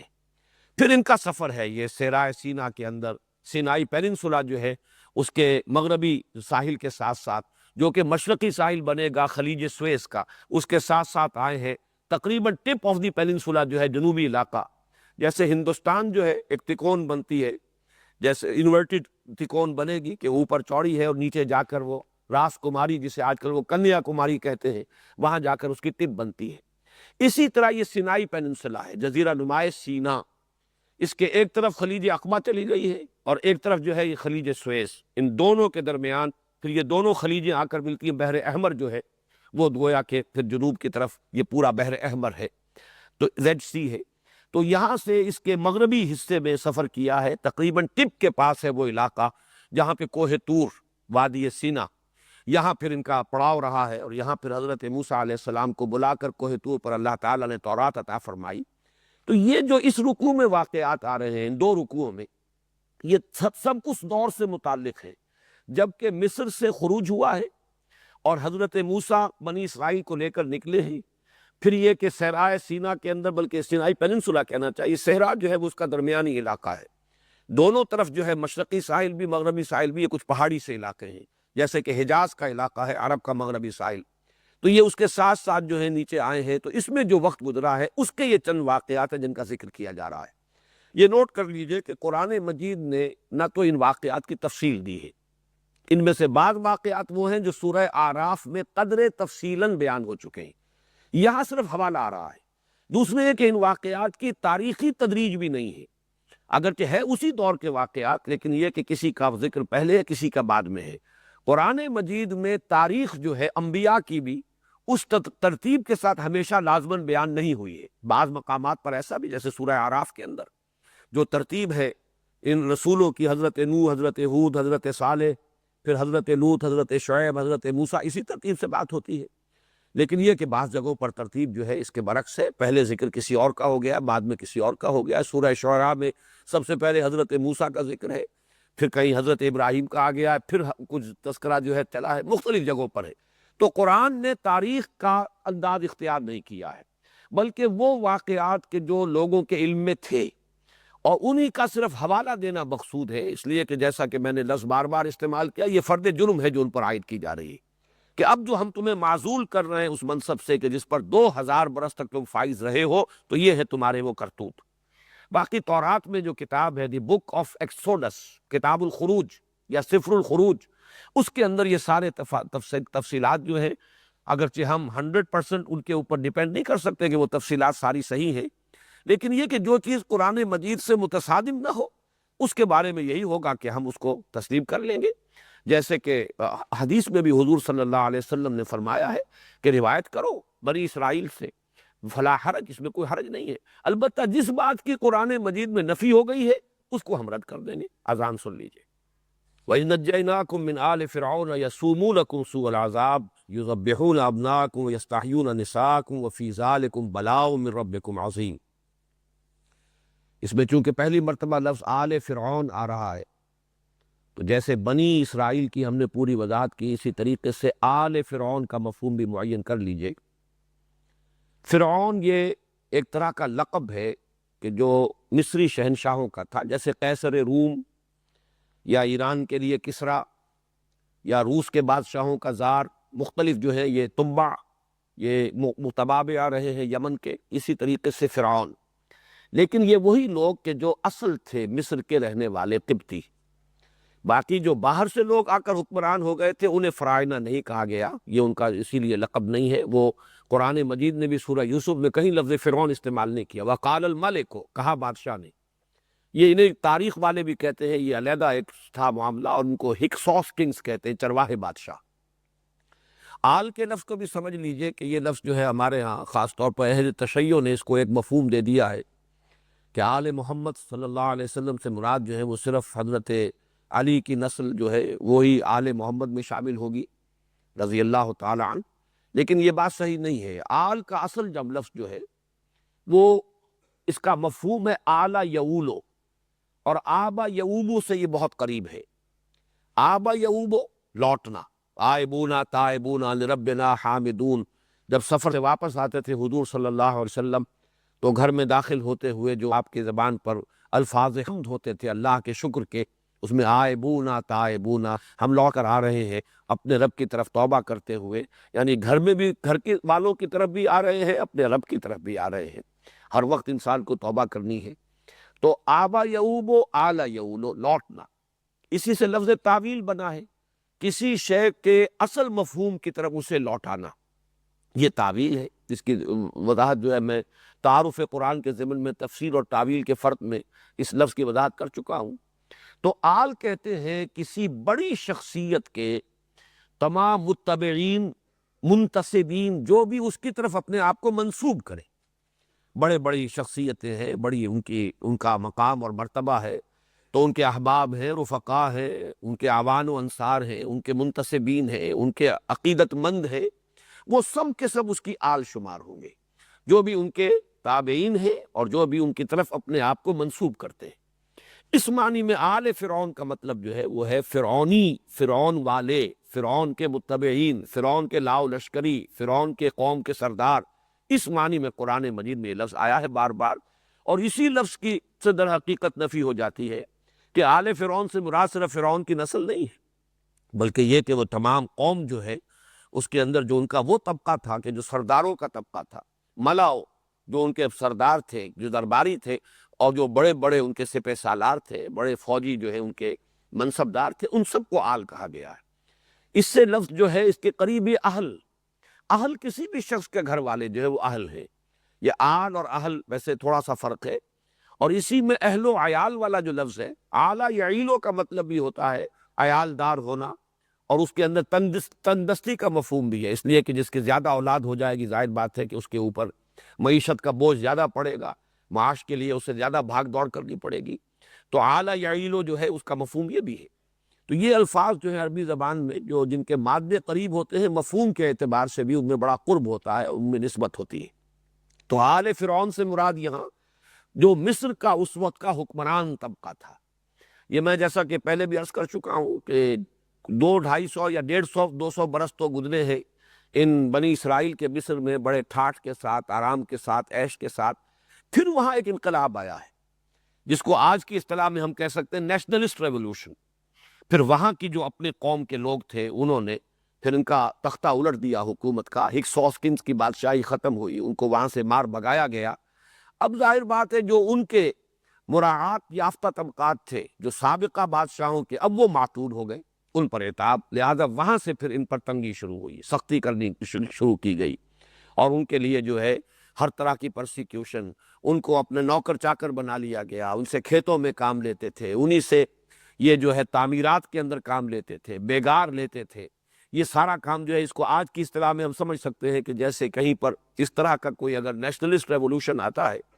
تو پھر سابقہ جو بھی حاکم تھے یا جو اونچے طبقات تھے ان کے خلاف ایک انتقامی جذبات پیدا ہو جاتے ہیں۔ لہذا یہ دور تھا کہ جس میں جب انتہائی شدت پیدا ہوئی تو اللہ تعالیٰ نے پھر حضرت موسیٰ علیہ السلام کو مبعوث فرمایا تاکہ ان کی نجات کا ذریعہ بن جائے۔ وَإِذْ نَجَّيْنَاكُمْ مِنْ آلِ فِرْعَوْنَ يَسُومُونَكُمْ سُوءَ الْعَذَابِ، جبکہ ہم نے تمہیں نجات دی فرعونیوں سے، قوم فرعون سے، فرعون کے سرداروں سے۔ ساما یسومو کہتے ہیں کسی کو پریشرائز کرنا، دبانا، جس کے لیے قرآن مجید میں دوسری جگہ پر مستضعفین کا لفظ آیا ہے، جنہیں دبا لیا جائے، تو ساما یسومو کسی پر دباؤ ڈالنا، یسومونکم سوء العذاب، تمہیں بدترین عذاب میں مبتلا کر رہے تھے، شدید ترین پرسیکیوشن کا تمہیں نشانہ اور شکار بنایا جا رہا تھا۔ یذبحون ابناءکم ویستحیون نساءکم، تمہارے بیٹوں کو وہ ذبح کر ڈالتے تھے اور تمہاری عورتوں کو زندہ رکھتے تھے۔ وفی ذالکم بلاء من ربکم عظیم، اور اس میں یقیناً تمہارے رب کی طرف سے بہت بڑی آزمائش، بڑا ابتلا، تمہارے لیے بڑے شدید حالات تھے کہ جن میں تمہیں اللہ تعالیٰ نے اس وقت ڈال دیا تھا۔ اس میں یہ جو ہے بیٹوں کا قتل کرنا، اور اس میں خاص طور پر لفظ جو ہے نوٹ کیجئے، یذبحون، یہ باب تفعیل ہے، اور تفعیل کے اندر تدریجاً اور تھوڑا تھوڑا کر کے یا بار بار وقفے سے کسی کام کا کرنا، یہ اس کا ایک خاصہ ہے لازمی باب تفعیل کا۔ اور اس کا سبب سمجھ میں آتا ہے کہ جب اس قوم کو دبانے کا خیال کیا گیا تو یہ ایسا نہیں ہوا ہوگا، کہ ظاہر بات ہے کہ ایسا ہو بھی نہیں سکتا تھا، انہیں باقی بھی رکھنا ہے، ان سے خدمت بھی لینی ہے،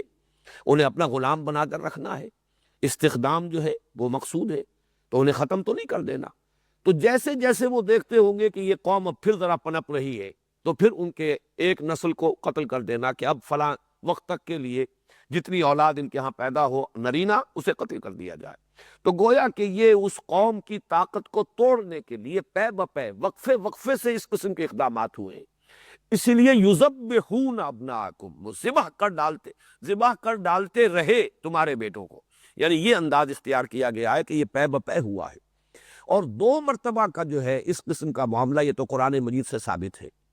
ایک تو یہ کہ حضرت موسیٰ علیہ السلام کی بعثت سے قبل قرآن مجید میں اشارہ ہے موجود، اور دوسری روایات میں تفصیل موجود ہے کہ خواب دیکھا تھا فرعون نے کہ کوئی ایک ایسا بچہ پیدا ہوا ہے کہ جو اس کے تخت کے لیے اور حکومت کے لیے خطرہ بن گیا ہے۔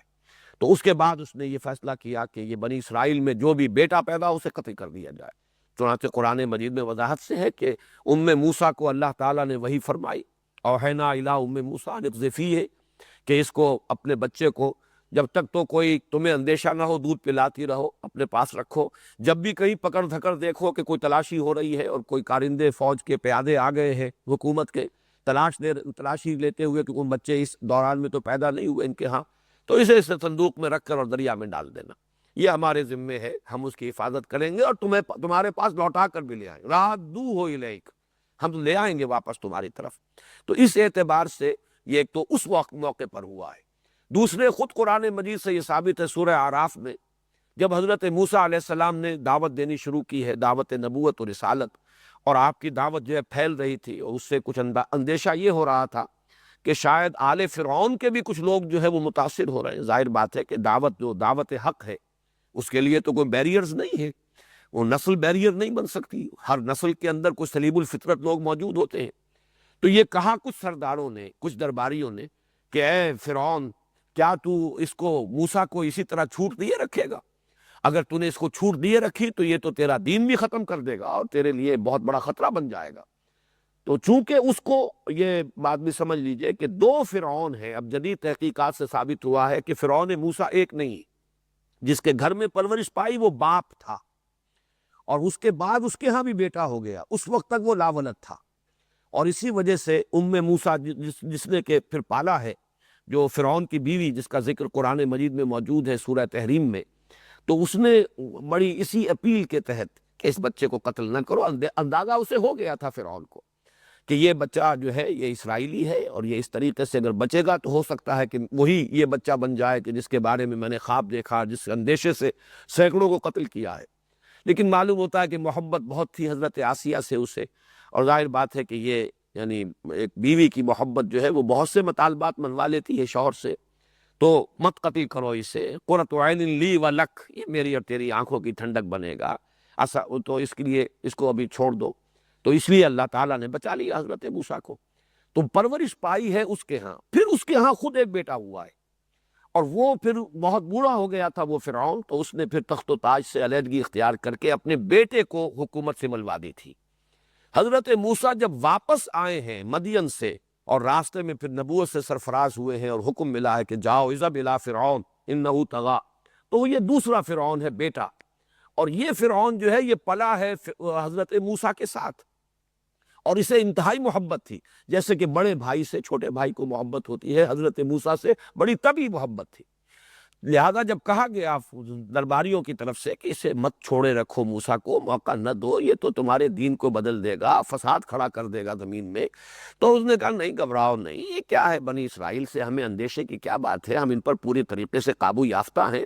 چلو شروع کر دو پھر دوبارہ قتل عام، قتل کر دو ان کے ہر بیٹے کو جو ان کے ہاں پیدا ہو، طاقت ہی نہیں ہوگی تو ہمارا کیا بگاڑ لیں گے۔ تو معلوم یہ ہوا کہ یہ دو جو ہے ادوار تقتیل کے، قتل کرنے کے، اس لیے کہ یہ لفظ جب آیا ہے سورہ اعراف میں بھی تو یذبحون ہی کی طرح وہاں بھی باب تفعیل کا صیغہ آیا ہے، یقتلون ابناءکم، باب تفعیل یہاں بھی تسبیح، یذبحون ابناءکم، وہاں بھی یقتلون ابناءکم۔ تو محسوس ایسا ہوتا ہے کہ یہ دو تو میں نے ہی آپ کے سامنے خود قرآن مجید کے حوالے سے ادوار گنا دیے ہیں کہ جس میں یہ حکم جو ہے عام کر دیا گیا کہ اسرائیلیوں کے ہاں جو بیٹا بھی پیدا ہو کسی بھی اسرائیلی عورت کے ہاں اسے قتل کر دیا جائے، لڑکیوں کو زندہ رکھ لیا جائے، اس لیے کہ وہ تو ہمارے حرم میں بھی داخل کی جا سکیں گی، ہمارے ہاں نوکرانیوں کا کام بھی کریں گی، خدمت بھی کریں گی، اور ظاہر بات ہے کہ ان سے اندیشہ نہیں کہ وہ ہمارے لیے کبھی کوئی تھریٹ بن سکے، کوئی خطرہ بن سکے۔ تو یذبحون ابناءکم ویستحیون نساءکم، یہاں ایک بڑا عمدہ نکتہ بیان کیا ہے مولانا اصلاحی صاحب نے کہ نساءکم کیوں کہا ہے، بناتکم کیوں نہیں کہا؟ اس لیے کہ اگر تو قتل کرتے بھی تو ظاہر بات ہے جیسے کہ لڑکوں کو قتل کرتے تھے جو نوزائیدہ ہوتے تھے تو قتل کرتے، تو عورتوں کو قتل کرتے، بچیوں کو قتل کرتے، لیکن بچی کا معاملہ جو نوزائیدہ ہو وہ اس طرح کا نہیں ہوتا جیسا کہ لفظ نساء میں ہے، اس میں ان کی غیرت کی طرف در حقیقت جو ہے اشارہ کیا جا رہا ہے، اس لیے کہ وہی بچیاں جنہیں وہ زندہ رکھتے تھے پھر وہی عورتیں بنتی تھیں، پھر وہی ان کے حرم میں بھی داخل ہوتی تھیں، انہی کے ہاں پھر جو ہے وہ کام کاج بھی کرتی تھی، تو گویا کہ اس طرح سے انتہائی بے غیرتی کا معاملہ تمہارے لیے ہو گیا تھا کہ تمہاری عورتیں جو ہے وہ اس طریقے سے اس حاکم قوم کے گھروں کے اندر چاہے تو وہ کام کاج کے لیے اور خدمت کے لیے اور چاہے ان کے حرم میں داخل کر لی جاتی ہوں گی جیسے کہ ہوتا ہے ظلم۔ تو یہ گویا کہ اس کی طرف اشارہ کیا گیا جو لفظ بنات سے بات پورے طور سے نکھر کر اور اجاگر ہو کر نہ آتی۔ یذبحون ابناءکم ویستحیون نساءکم، وہ ذبح کر ڈالتے تھے تمہارے بیٹوں کو اور زندہ رکھتے تھے تمہاری عورتوں کو، وفی ذالکم بلاء من ربکم عظیم، اور اس میں یقیناً تمہارے رب کی طرف سے بڑی ابتلاء اور آزمائش، تمہارے صبر کا بہت بڑا امتحان، تمہارے تحمل کے لیے بہت بڑی آزمائش تھی۔ کیونکہ میں نے یہاں عرض کیا ہے کہ باب تفعیل کا خاصہ ہے کہ تدریجاً وقفے وقفے سے کوئی کام کیا جائے، جیسے تنزیل اور انزال، بار بار اس کا ذکر ہوا ہے، تعارف قرآن کے جو لیکچرز تھے ان میں بھی میں نے بیان کیا، تنزیل ہے تھوڑا تھوڑا کر کے وقفے وقفے سے نازل کرنا، انزال ہے کسی شے کا دفعتاً نازل کر دینا۔ قرآن مجید کے لیے یہ دونوں الفاظ آئے ہیں اور ان کا جو مفہوم ہے وہ میں اس وقت بیان نہیں کر رہا، میں بیان کر چکا ہوں۔ یہاں آپ دیکھیے کہ ایک ہی جگہ پر وَإِذْ نَجَّيْنَاكُمْ مِنْ آلِ فِرْعَوْنَ بھی آیا ہے، اور اس کے اگلی آیت میں ہے وَإِذْ فَرَقْنَا بِكُمُ الْبَحْرَ فَأَنْجَيْنَاكُمْ وَأَغْرَقْنَا آلَ فِرْعَوْنَ وَأَنْتُمْ تَنْظُرُونَ۔ تو گویا کہ باب تفعیل بھی نجیناکم من آل فرعون اور انجیناکم، اور یہ ہے باب افعال، ہم نے نجات دی تمہیں۔ یہ دو الفاظ اور باب تفعیل اور افعال کے دو صیغے کیوں استعمال ہوئے، اس پر بڑی عمدہ گفتگو کی ہے مولانا عبد الماجد دریابادی نے، اور ایک حوالہ دیا ہے Hastings dictionary of the Bible, جو تحقیقیں ہوئی ہے اہل تورات نے بڑی تحقیقیں کی ہیں، ان کے تاریخی جو ہے حوالے بھی دیے ہیں۔ تو اس کا کہنا یہ ہے، جو بھی آتھر ہے ہیسٹنگ جس نے کہ وہ کتاب لکھی ہے، کہ محسوس ایسا ہوتا ہے کہ مصر سے ان کے قافلے مختلف اوقات میں نکلتے رہے، حضرت موسیٰ علیہ السلام کے زمانے میں تھوڑا تھوڑا کر کے قافلے جو ہے ان کے آتے رہے، اور وہ اس طریقے سے یہ ایک دم نہیں ایکسوڈس ہوا بلکہ وقفے وقفے سے ہوا ہے۔ تو یہ بات واقعتاً اگر ثابت ہو جائے تو پھر اس سے کہ قرآن مجید نے جو لفظ استعمال کیا ہے وَإِذْ نَجَّيْنَاكُمْ، اس کی جو ہے بہت ہی اجاگر ہو کر لفظ آتا ہے اور فرق نمایاں ہو جاتا ہے، اس لیے کہ آخری پھر سب سے بڑا لشکر جو تھا بنی اسرائیل کا وہ تھا جو حضرت موسیٰ کے ساتھ نکلا ہے، اور اس کے لیے انجیناکم کا لفظ آیا، وہ تو دفعتاً ہوا ہے، ایک ہی وقت میں پوری قوم بقیہ جو ہے اس کو لے کر حضرت موسیٰ نکلے ہیں۔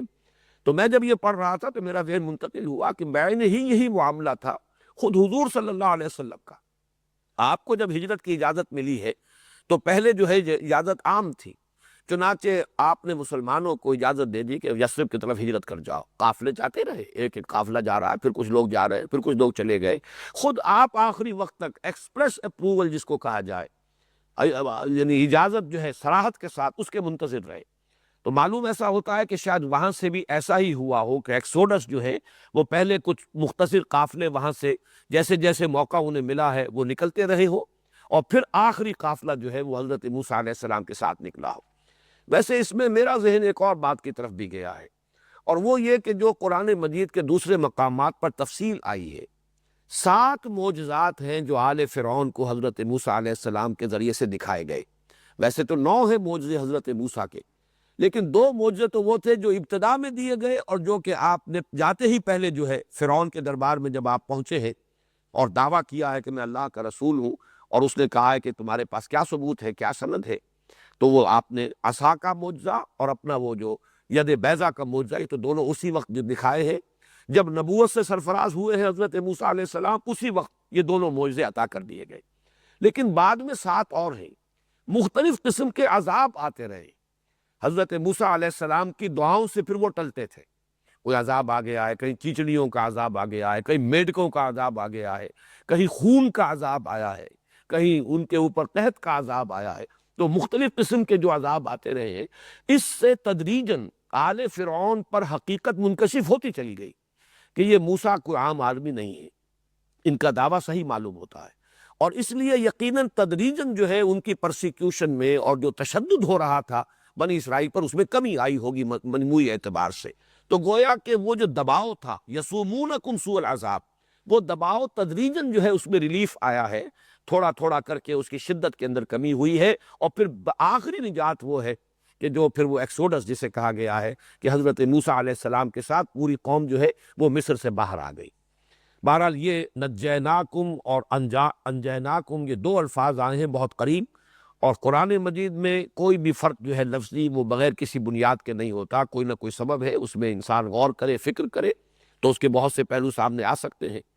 تو فرمایا وَإِذْ نَجَّيْنَاكُمْ مِنْ آلِ فِرْعَوْنَ يَسُومُونَكُمْ سُوءَ الْعَذَابِ يُذَبِّحُونَ أَبْنَاءَكُمْ وَيَسْتَحْيُونَ نِسَاءَكُمْ وَفِي ذَلِكُمْ بَلَاءٌ مِّن رَّبِّكُمْ عَظِيمٌ وَإِذْ فَرَقْنَا بِكُمُ الْبَحْرَ فَأَنجَيْنَاكُمْ وَأَغْرَقْنَا آلَ فِرْعَوْنَ وَأَنْتُمْ تَنظُرُونَ۔ اب یہ دوسرا معاملہ ہے، اور یاد کرو جب کہ ہم نے تمہارے ساتھ پھاڑ دیا سمندر کو، یعنی سمندر کو پھاڑ کر تمہارے لیے راستہ بنایا۔ یہ در حقیقت وہ جب حضرت موسیٰ علیہ السلام نے ایک وقت معین کیا اور تمام جتنے علاقوں میں یہ آباد تھے وہاں اطلاع دے دی گئی، رات کے ایک وقت میں نکلو، سب کے سب پھر ایک جگہ جمع ہوئے ہیں، اور یہ سب خفیہ طریقے پر ہوا ہے۔ فرعون کو جب پتہ چلا ہے پھر اس نے جمع کیے لشکر، اسے بھی جمع کرنے میں وقت لگا ہے، اس لیے کہ اس زمانے میں آپ کو معلوم اسٹینڈنگ آرمیز نہیں ہوتی تھی، بلکہ جیسے 20,000 منصبدار، 30,000 منصبدار، 10,000 منصبدار مختلف علاقوں کے اندر جو جاگیردار ہوتے تھے انہی کے پاس فوجیں ہوتی تھی۔ تو پھر جیسے کہا گیا کہ فی المدائن حاشرین، بھیج دیے گئے جمع کرنے کے لیے لوگ، اور وہ فوجیں جمع ہوئی، وقت لگا ہے، اور پھر اس نے تعاقب کیا ہے۔ تو حضرت موسیٰ ایک وقت معین پر پھر اپنے پروگرام کے تحت پوری قوم کو لے کر جب چلے ہیں،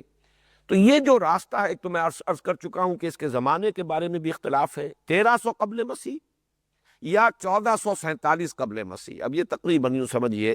کہ حضرت مسیح علیہ السلام سے 1450 برس قبل یا 1300 برس قبل، بس یہ تقریباً اس کا ہے، ایگزیکٹ ڈیٹس کا تعین کوئی آسان کام نہیں۔ پھر جہاں تک راستے کا تعلق ہے اس میں بھی اختلاف ہے اور مختلف اس کی جو ہے، لیکن یہ کہ اگر ان کو جمع کیا جائے تو کچھ ایک جو بات سمجھ میں آ سکتی ہے بنیادی طور پر، وہ یہ ہے کہ ایک راستہ تو ہو سکتا تھا مصر سے اور فلسطین کی طرف آنے کے لیے کہ جو بہت آسان راستہ تھا، وہ تو یہ جو غزہ اسٹرپ ہے، آج کل تو یہ تمام چیزیں ہر شخص کے علم میں ہے، وہ نقشہ بارہا جو ہے اخبارات میں چھپتا رہتا ہے، غزہ اسٹرپ جو ہے غزہ کی پٹی ہے، یہ تو جو کہ میڈیٹرینین کے ساحل کے ساتھ ساتھ علاقہ ہے، بڑا سرسبز و شاداب بھی ہے، آباد بھی ہے، تو یہ آسان ترین راستہ تو یہ ہے۔ لیکن یہ ہے کہ اس راستے پر چھاؤنیاں تھیں، اس راستے سے بچ کر نکلنا ممکن نہیں تھا۔ تو حضرت موسیٰ علیہ السلام نے، بعض لوگ تو کہتے ہیں کہ وہ راستہ بھول گئے، لیکن میں یہ سمجھتا ہوں کہ راستہ بھولنے والی بات نہیں ہے، بلکہ جیسے حضور صلی اللہ علیہ وسلم نے ہجرت کے وقت مدینے کی شاہراہ اختیار نہیں کی تھی، بلکہ جب آپ طائف بھی گئے تو عام راستے سے نہیں گئے تھے، وہ راستہ جو آج کل بنا ہوا ہے جسے طریق السیل کہتے ہیں، یہی راستہ اس وقت کا آسان راستہ تھا۔ ایسا تدریجاً ہے وہ راستہ کہ پتہ ہی نہیں چلتا کہ آپ پہاڑ پر چڑھ گئے، اور بلندی بہت ہو جاتی ہے، وہ طریق السیل ہے۔ اور ایک ہے طریق الجبل، پہاڑی راستہ، وہ تو ابھی بنا ہے، اور اسی راستے سے حضور گئے تھے جب گئے تھے، اس لیے کہ اس پر کوئی آمد و رفت نہیں تھی۔ تو حضور جب گئے ہیں سن 10 نبوی میں تو آپ نے طریق السیل کو چھوڑا اور وہ طریق الجبل اختیار کیا۔ اسی طریقے سے جب آپ ہجرت کے لیے نکلے ہیں تو جو شاہراہ تھی، ظاہر بات ہے کہ آپ کو معلوم تھا تعاقب ہوگا، پیچھا کیا جائے گا، لوگ تلاش میں نکلیں گے، تو بالکل اس کے برعکس جنوب کی طرف آپ گئے بجائے شمال کی طرف جانے کے۔ غار ثور جنوب کی طرف ہے، اور وہاں جا کر آپ نے 3 رات جو ہے قیام کیا ہے۔ پھر وہاں سے بھی نکلے ہیں تو جو شدید ترین راستہ ہو سکتا تھا وہ آپ نے اختیار کیا ہے، عام راستہ اختیار نہیں کیا۔ اب جو سڑک بن گئی ہے مدینہ اور مکے کے درمیان، وہ وہی سڑک ہے کہ جس کو آپ آج کل وہ کہتے ہیں یہ طریق الہجرہ، یہ وہ راستہ ہے۔ اس پر یہ ابھی بالکل ریسنٹلی سڑک بنی ہے، ورنہ پہلے راستہ جاتا تھا ساحل کے ساتھ ساتھ، وہ رابغ وغیرہ ہو کر، جدے سے ہو کر رابغ وغیرہ ہو کر، اب وہ طریق الجبل جو ہے طریق الہجرہ والا بن چکا ہے۔ تو حضرت موسیٰ نے بھی قوم کو لے کر راستہ وہ اختیار کیا کہ جس پر نہ تو چھاونیاں تھیں نہ آبادی تھی، بیابان علاقہ، تاکہ اس میں یہ کہ تعاقب کا اور مڈ بھیڑ کا اندیشہ کم ہو۔ پھر اس میں یہ ہے کہ یقیناً کسی ایسے موقع پر ہوا ہے کہ وہ جہاں جانا چاہتے تھے اس کی بجائے جب وہ فرعون کا لشکر جو نظر آیا ہے کہ بادل اٹھ رہے ہیں گرد کے اور معلوم ہوتا ہے کہ پورا لشکر آ رہا ہے، تو سامنے اب راستہ کوئی نظر نہیں آیا اور وہ سمندر کے کنارے پہنچ گئے۔ اس میں بھی اختلاف ہے کہ وہ کون سی جگہ ہے جہاں سے کہ حضرت موسیٰ علیہ السلام نے جو سمندر جس کو کہا جا رہا ہے ہم نے سمندر کو پھاڑ دیا، اور بحر کا لفظ جو ہے عربی زبان میں یہ دریا کے لیے بھی آتا ہے، سمندر کے لیے بھی آتا ہے، یہ مشترک ہے۔ تو بعض ہمارے سابق جو دور کے مفسرین ہیں جو زیادہ جغرافیہ وغیرہ سے بھی اتنی زیادہ واقفیت نہیں رکھتے تھے، پھر یہ کہ ابھی یہ تاریخی حقائق کہ جشن کا علاقہ کون سا تھا جس میں کہ یہ بنی اسرائیل آباد تھے، یہ بھی ابھی پوری طرح روشنی میں نہیں آئے تھے، تو عام طور پر کچھ یہ سمجھا گیا کہ شاید یہ دریائے نیل کو کراس کیا گیا ہے۔ حالانکہ دریائے نیل تو در حقیقت ان کے آباد جو علاقے تھے، ان کے جہاں یہ آباد تھے، اس کے مغرب میں، انہیں جانا ہے مشرق کی طرف، تو دریائے نیل کو عبور کرنے کا تو سوال ہی پیدا نہیں ہوتا۔ انہوں نے عبور کیا ہے۔ اب 2 رائے ہیں، ایک رائے تو یہ ہے کہ جو سویز کی خلیج آتی ہے، گلف آف سویز، اس کا کوئی تقریباً اوپر کا کنارہ، اوپر کی ٹپ جو ہے اس سے ذرا نیچے کراس کیا ہے حضرت موسیٰ علیہ السلام نے، اور سمندر کو وہاں اللہ نے پھاڑا ہے ان کے لیے راستہ بنانے کو۔ ایک رائے جو مولانا مودودی نے لکھی ہے، وہ اس دور میں چونکہ تحقیقات جو ہے تدریجاً اور اس کا دائرہ بڑھ رہا ہے، تو وہ بات زیادہ قرین قیاس معلوم ہوتی ہے کہ یہاں جہاں اب نہر سویز بنائی گئی ہے، یہ نہر سویز جو ہے یہ خلیج سویز جو نیچے سے بحر احمر کی جو کھاڑی آ رہی ہے وہ، اور ادھر سے وہ پورٹ سعید، اس پورٹ سعید کے اور خلیج سویز کے مابین کئی جھیلیں تھیں، انہیں بحیرات المرہ کہتے ہیں، بٹر لیکس۔ کسی زمانے میں غالباً یہ میڈیٹرینین سی اور ریڈ سی یہ دونوں ملے ہوئے تھے، لیکن بعد میں کچھ ایسا ہوا ہے کہ سمندر نے ریسیڈ کیا، پیچھے ہٹ گیا، تو یہ خشکی درمیان میں سے نکل آئی۔ لیکن جہاں ڈپریشنز تھے، جہاں نشیبی علاقہ تھا، وہاں جھیلیں بن گئی، اور یہ جھیلیں ہیں بھی بٹر لیکس اسی لیے کہلاتی ہیں، یہ سمندری پانی کی جھیلیں ہیں، اسی لیے وہ نمکین پانی ہے۔ عام اگر وہ ہوتی جیسی کہ دنیا میں جھیلوں کا تصور ہے تو وہ تو سویٹ واٹر ہوتا ہے، میٹھا پانی ہوتا ہے۔ جھیل کا پانی جو ہے وہ سمندر کے پانی کے طریقے سے نمکین تو نہیں ہوتا، لیکن یہ ہے ہی بٹر لیکس، اس لیے کہ یہ سابقہ سمندر کی جگہ ہے جہاں سے درمیان میں سے خشکی نمودار ہو گئی ہے، تو وہ ایک چین تھی بٹر لیکس کی، 1 2 3 درمیان میں خشکیاں تھیں، اس خشکی کو جو کھدائی کر کے اور ان لیکس کو ملا دیا گیا ہے جس سے یہ نہر سویز بنی ہے۔ تو مولانا مودودی کا کہنا یہ ہے، جو انہوں نے جو بھی سورسز ان کے سامنے ہیں ان کے حوالے سے، کہ یہ بٹر لیکس میں سے ایک بڑی لیک تھی جس کے کنارے حضرت موسیٰ علیہ السلام پہنچ گئے، سامنے سمندر آ گیا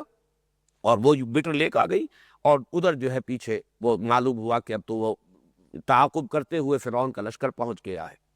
تفصیل دوسرے مقام پر ہے، اس وقت حضرت موسیٰ کی قوم نے تو کہا انا لمدرکون، اب تو ہم پکڑے گئے، کوئی راستہ نہیں، جس پر حضرت موسیٰ نے فرمایا کلا ان معی ربی سیہدین، ہرگز نہیں، میرے ساتھ میرا رب ہے وہ راستہ دے گا۔ اور جیسے کہ آیا ہے سورہ شعراء میں فَأَوْحَيْنَا إِلَىٰ مُوسَىٰ أَنِ اضْرِب بِّعَصَاكَ الْبَحْرَ، ہم نے وحی کی موسیٰ کو کہ ضرب لگاؤ سمندر پر اپنے اس عصا سے، فَانْفَلَقَ فَكَانَ كُلُّ فِرْقٍ كَالطَّوْدِ الْعَظِيمِ، تو وہ سمندر پھٹ گیا۔ فلق کا لفظ جو ہے یہاں نوٹ کیجئے، جیسے فلق صبح وہ پھٹتی ہے تو فلق کا لفظ آیا ہے، یہ پوری تفصیل سے ہم وضاحت سے پڑھ چکے ہیں، قُلْ أَعُوذُ بِرَبِّ الْفَلَقِ، اسی طرح جب گٹھلی پھٹتی ہے تو وہ فلق ہے، فَالِقُ الْحَبِّ وَالنَّوَىٰ، اللہ ہی ہے جو گٹھلیوں کو پھاڑتا ہے اور دانوں کو پھاڑتا ہے جس میں سے کہ پھر پودا برآمد ہوتا ہے۔ تو فن فلقا باب انفعال ہے فلق سے، پھٹ گیا، فن فلقا سمندر پھٹ گیا، فکان کل فرق کالطود العظیم، اور ہر حصہ، فرق کہتے ہی اسے جہاں تفرقہ ہو جائے اسے فرقہ وجود میں آتا ہے، تو ہر جز جو ہے، ہر حصہ ایسے ہو گیا جیسے بڑی چٹان ہو۔ گویا کہ یہ معاملہ جو ہے خالص معجزہ ہے، اس کی کوئی سائنٹیفک توجیہ اور کوئی اس کی نیچرل توجیہ کرنے کی کوشش کرنا، یہ در حقیقت قرآن مجید کے سیاق و سباق سے، بلکہ سیاق و سباق نہیں، صراحت جو ہے الفاظ کی، اس کے بھی خلاف پڑتا ہے۔ لیکن یہ کہ اس دور میں بعض حضرات، مولانا اصلاحی صاحب کا بھی کچھ رجحان اسی طرف ہوا، اور تورات میں نے دیکھا کہ تورات میں بھی یہ رجحان ہے۔ وہاں یہ کہا گیا ہے کہ بڑی تیز آندھی اللہ نے چلائی اور اس آندھی کی وجہ سے یہ جو ہے سمندر پھٹ گیا، لیکن یہ کہ قرآن مجید میں اس قسم کی کوئی بات نہیں ہے، بلکہ ضرب جو ہے، عصا کی جو ضرب ہے اس کا نتیجہ ظاہر کیا گیا، اور سمندر جو ہے پھٹ کر ایسا نہیں ہوا کہ ریسیڈ کر گیا ہو، ہٹ گیا ہو، بلکہ یہ کہ پھٹ گیا ہے۔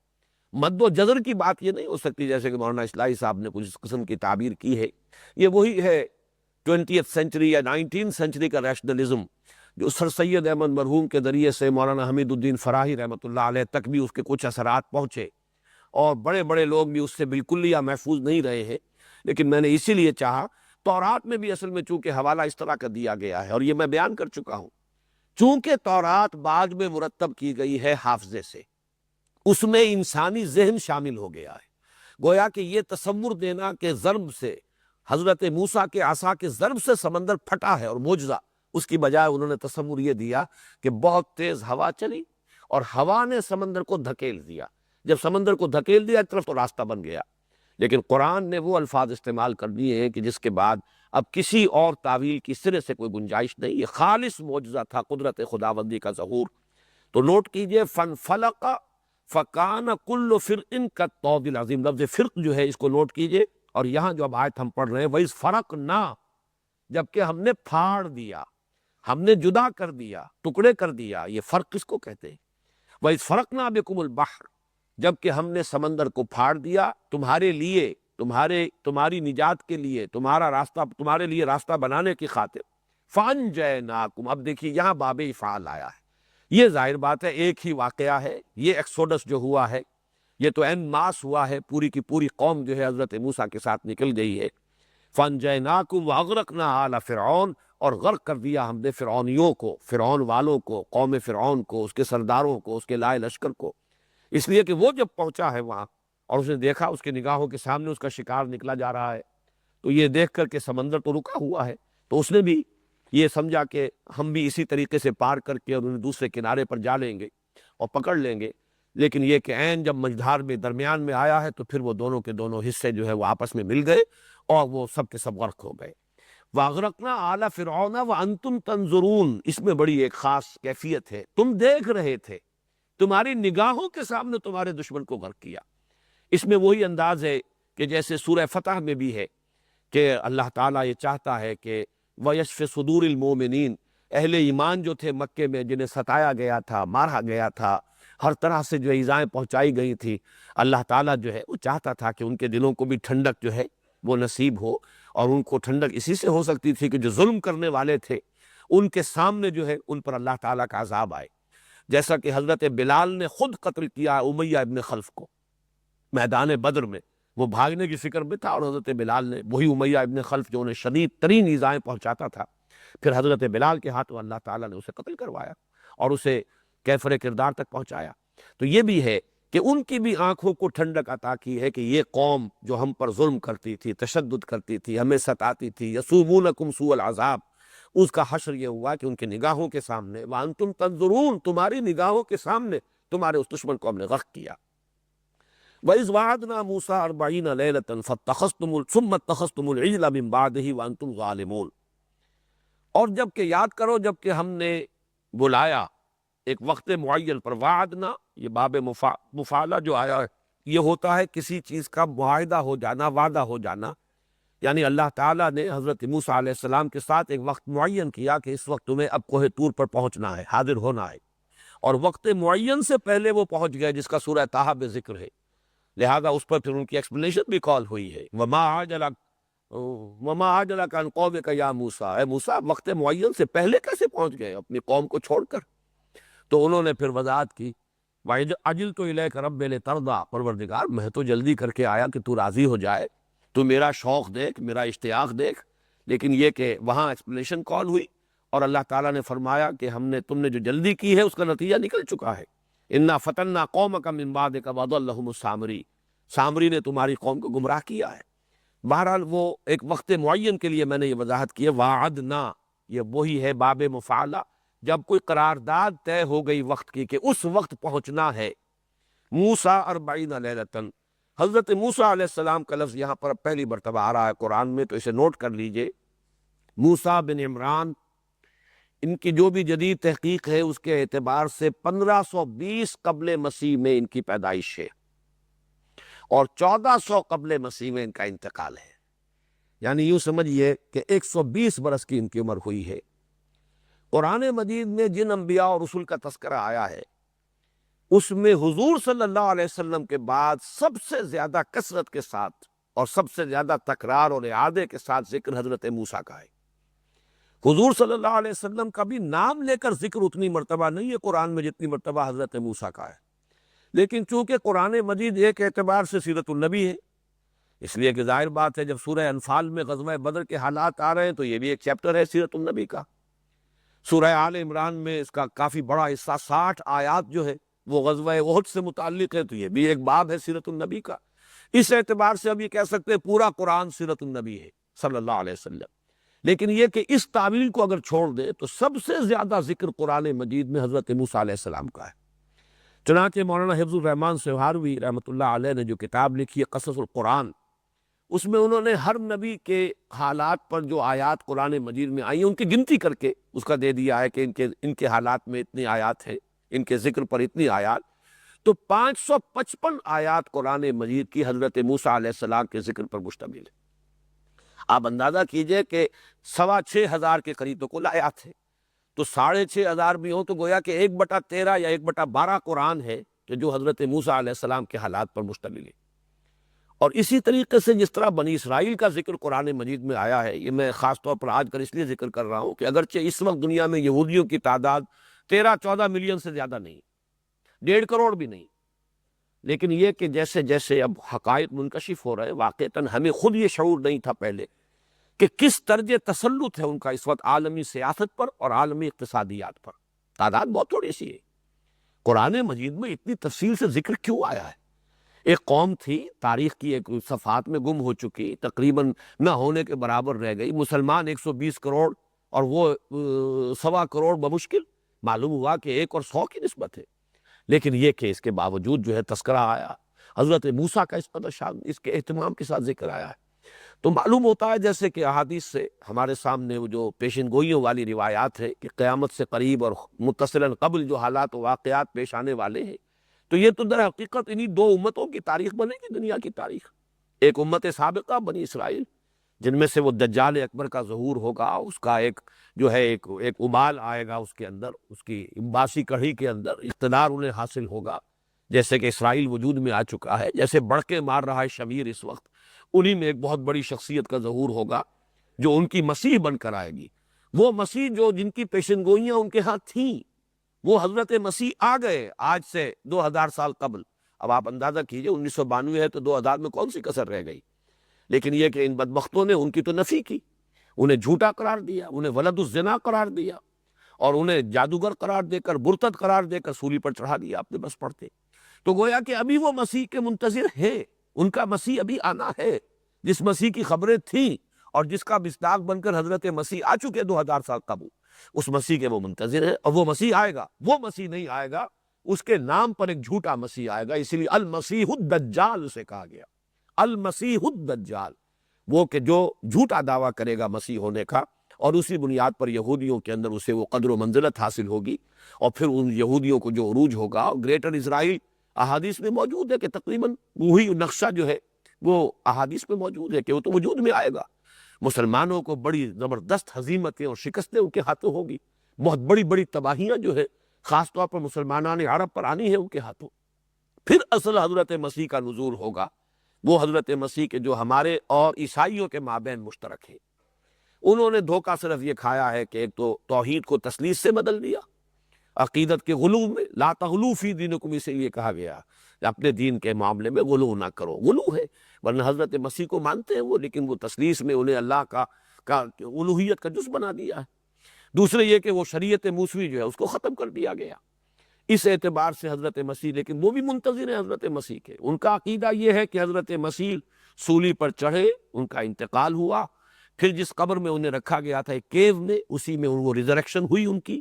وہ دوبارہ زندہ ہوئے اور دوبارہ زندہ ہو کر آسمان پر اٹھا لیے گئے، اور پھر وہ دوبارہ آئیں گے۔ تو عیسائی بھی منتظر ہے مسیح کے۔ اسی طریقے سے ہمارا عقیدہ ان سے صرف اس اعتبار سے مختلف ہے کہ حضرت مسیح علیہ السلام سولی پر نہیں چڑھائے گئے، کوئی اور شخص ہے، ولیکن شبہ لہم، ان کے لیے ایک مشابہت پیدا کر دی گئی۔ باقی یہ کہ حضرت مسیح کو اللہ نے اس سے پہلے ہی زندہ آسمان پر اٹھا لیا اور وہ آئیں گے۔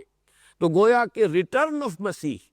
یہ تو مشترک ہے عیسائیوں کے اور مسلمانوں کے مابین۔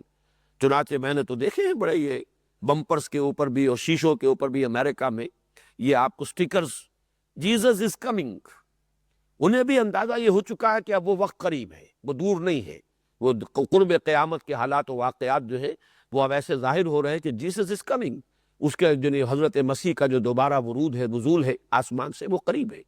اور یہی جیسا کہ میں عرض کر رہا ہوں، بار بار اپنی گفتگو میں آج کل بیان کر رہا ہوں، اب یہ حالات کی جو رفتار ہے بہت تیز ہے، یہ ایونٹس جو ہیں بڑی تیز رفتاری کے ساتھ انفولڈ ہوں گے اور بالکل وہ نقشہ سامنے آتا چلا جائے گا۔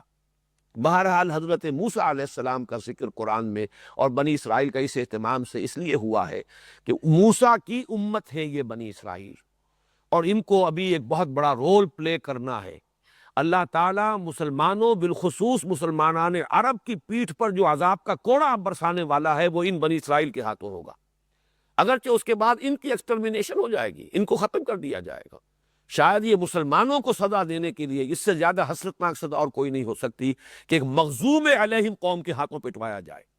وہ قوم کے جس کے بارے میں جو میں نے آیات آج پڑھی ہیں، ضربت علیہم الذلۃ والمسکنۃ وباؤوا بغضب من اللہ،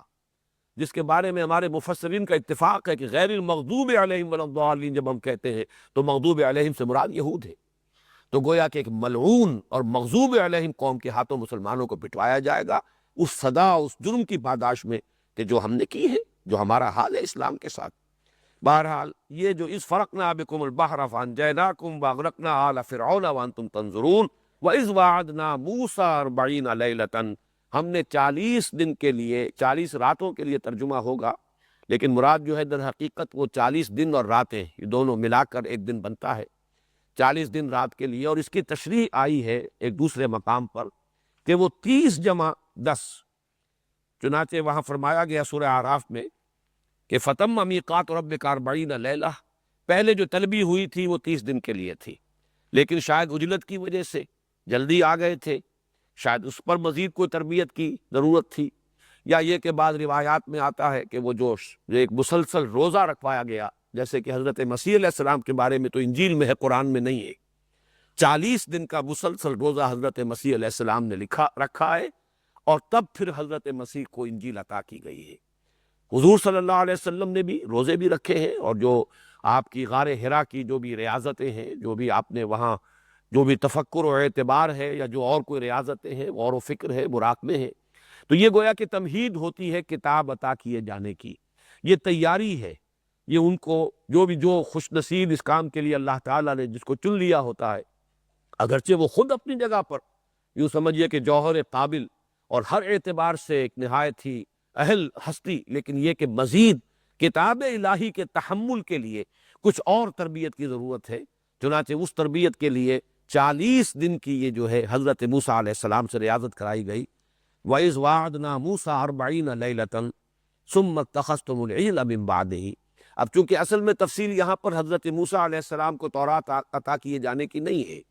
وہ تو دوسری جگہ پر، یہاں تو فرد جرم عائد کرنا جو ہے وہ پیش نظر ہے۔ تو اصل ذکر ہو رہا ہے کس اعتبار سے، تم نے اس کے بعد اس کی غیر حاضری میں بچھڑے کو اپنا معبود بنا لیا، وانتم ظالمون، اور تم نہایت ظالم تھے، یعنی بے انصاف تھے، تم نے اپنے اوپر ظلم کیا، اس لیے کہ ظلم کو قرآن مجید شرک جو ہے شرک کو ظلم سے تعبیر کرتا ہے، ان الشرک لظلم عظیم، شرک جیسے گناہ کیے، گناہوں نے یعنی جرم کا تم نے ارتکاب کیا۔ حالانکہ میں یہ سارے واقعات جو آپ کے سامنے بیان کر رہا ہوں یہ ابھی سمجھیے کہ بالکل آغاز ہے ان کا، اور انہوں نے کتنے معجزے حضرت موسیٰ علیہ السلام کے دیکھے ہیں، کس طرح معجزانہ طور پر تو انہیں وہاں سے مصر سے نکال کر لائے ہیں۔ وہ جو 9 معجزے فرعون کو دکھائے گئے، ظاہر بات ہے وہ سارے کے سارے معجزے بنی اسرائیل نے بھی دیکھے ہیں۔ اس اعتبار سے کسی جگہ پر آج میں اس کا حوالہ تو تلاش نہیں کر سکا، اس لیے کہ میری طبیعت آج میں ٹھیک نہیں رہی، لیکن یہ کہ یہ الفاظ بھی میں نے کہیں پڑھے ہیں تورات ہی کے،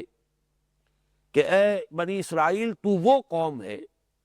تو اس چھنال کے مانند ہے جس نے پہلی شب میں بے وفائی کی ہے۔ یعنی یہ معاملہ جو ہو رہا ہے تمہارے ساتھ، ابھی نبی تمہارے مابین موجود ہے، ابھی تمہیں کتاب دی جا رہی ہے، پے بپے معجزات دیکھ رہے ہو، تب تمہارا حال یہ ہے کہ تم نے، جیسا کہ قرآن مجید میں دوسری جگہ پر تو یہ ہے کہ انہوں نے وہ تو پہلے ہی کہہ دیا تھا، جیسے ہی مصر سے نکلے ہیں اور دیکھا مختلف قوموں کو کہ ان کے بت ہیں جن کا وہ اعتکاف کرتے ہیں، تو انہوں نے کہا کہ اے موسیٰ ہمارے لیے بھی ایک کوئی ایسا بت جو ہے تراش دے، کوئی ہمیں بھی معبود ہو، ایسا محسوس خو گرے پے کرے محسوس تھی انسان کی نظر، مانتا پھر کوئی اندیکھے خدا کو کیوں کر۔ اندیکھے خدا کے ساتھ لو لگانی مشکل ہے، کوئی نہ کوئی چیز خو گرے پے کرے محسوس کو، کوئی پے کرے محسوس سامنے نظر آئے تو پھر ہم بھی ذرا اعتکاف کر سکیں گے، تو کوئی ہمارے لیے بھی الہ بنا دے، اجعل لنا الہا کما لہم آلہہ، جیسے ان کے بہت سے معبود ہیں ایک ہمارا بھی معبود بنا دے۔ بہرحال حضرت موسیٰ علیہ السلام نے انہیں ڈانٹا، لیکن یہ کہ پھر جیسے ہی حضرت موسیٰ علیہ السلام گئے اور وہ جو غیر حاضری ہے ان کی، اس میں انہوں نے سامری نے وہ فتنہ اٹھایا اور بچڑے کی انہوں نے پرستی شروع کر دی، تو فرمایا ثم اتخذتم العجل من بعدہ وانتم ظالمون، تم نے یہ ظلم، یہ بے وفائی اللہ کے ساتھ، یہ گستاخی، اور جبکہ ابھی نبی موجود ہیں، صرف 40 دن کی غیر حاضری کا معاملہ ہے، تو بالکل وہ الفاظ جو ہے کہ تو اس چھنال کے مانند ہے جس نے پہلی شب میں بے وفائی کی ہے۔ تو یہ در حقیقت ان کے ان واقعات کا تذکرہ ہو رہا ہے جس سے کہ جو ان کا کردار ہے، ان کی سرشت کے اندر جو چیزیں تھیں ان کو نمایاں کیا جا رہا ہے۔ اب یہی انشاءاللہ مضمون کل ہم مکمل کریں گے۔ بارک اللہ لی ولکم فی القرآن العظیم ونفع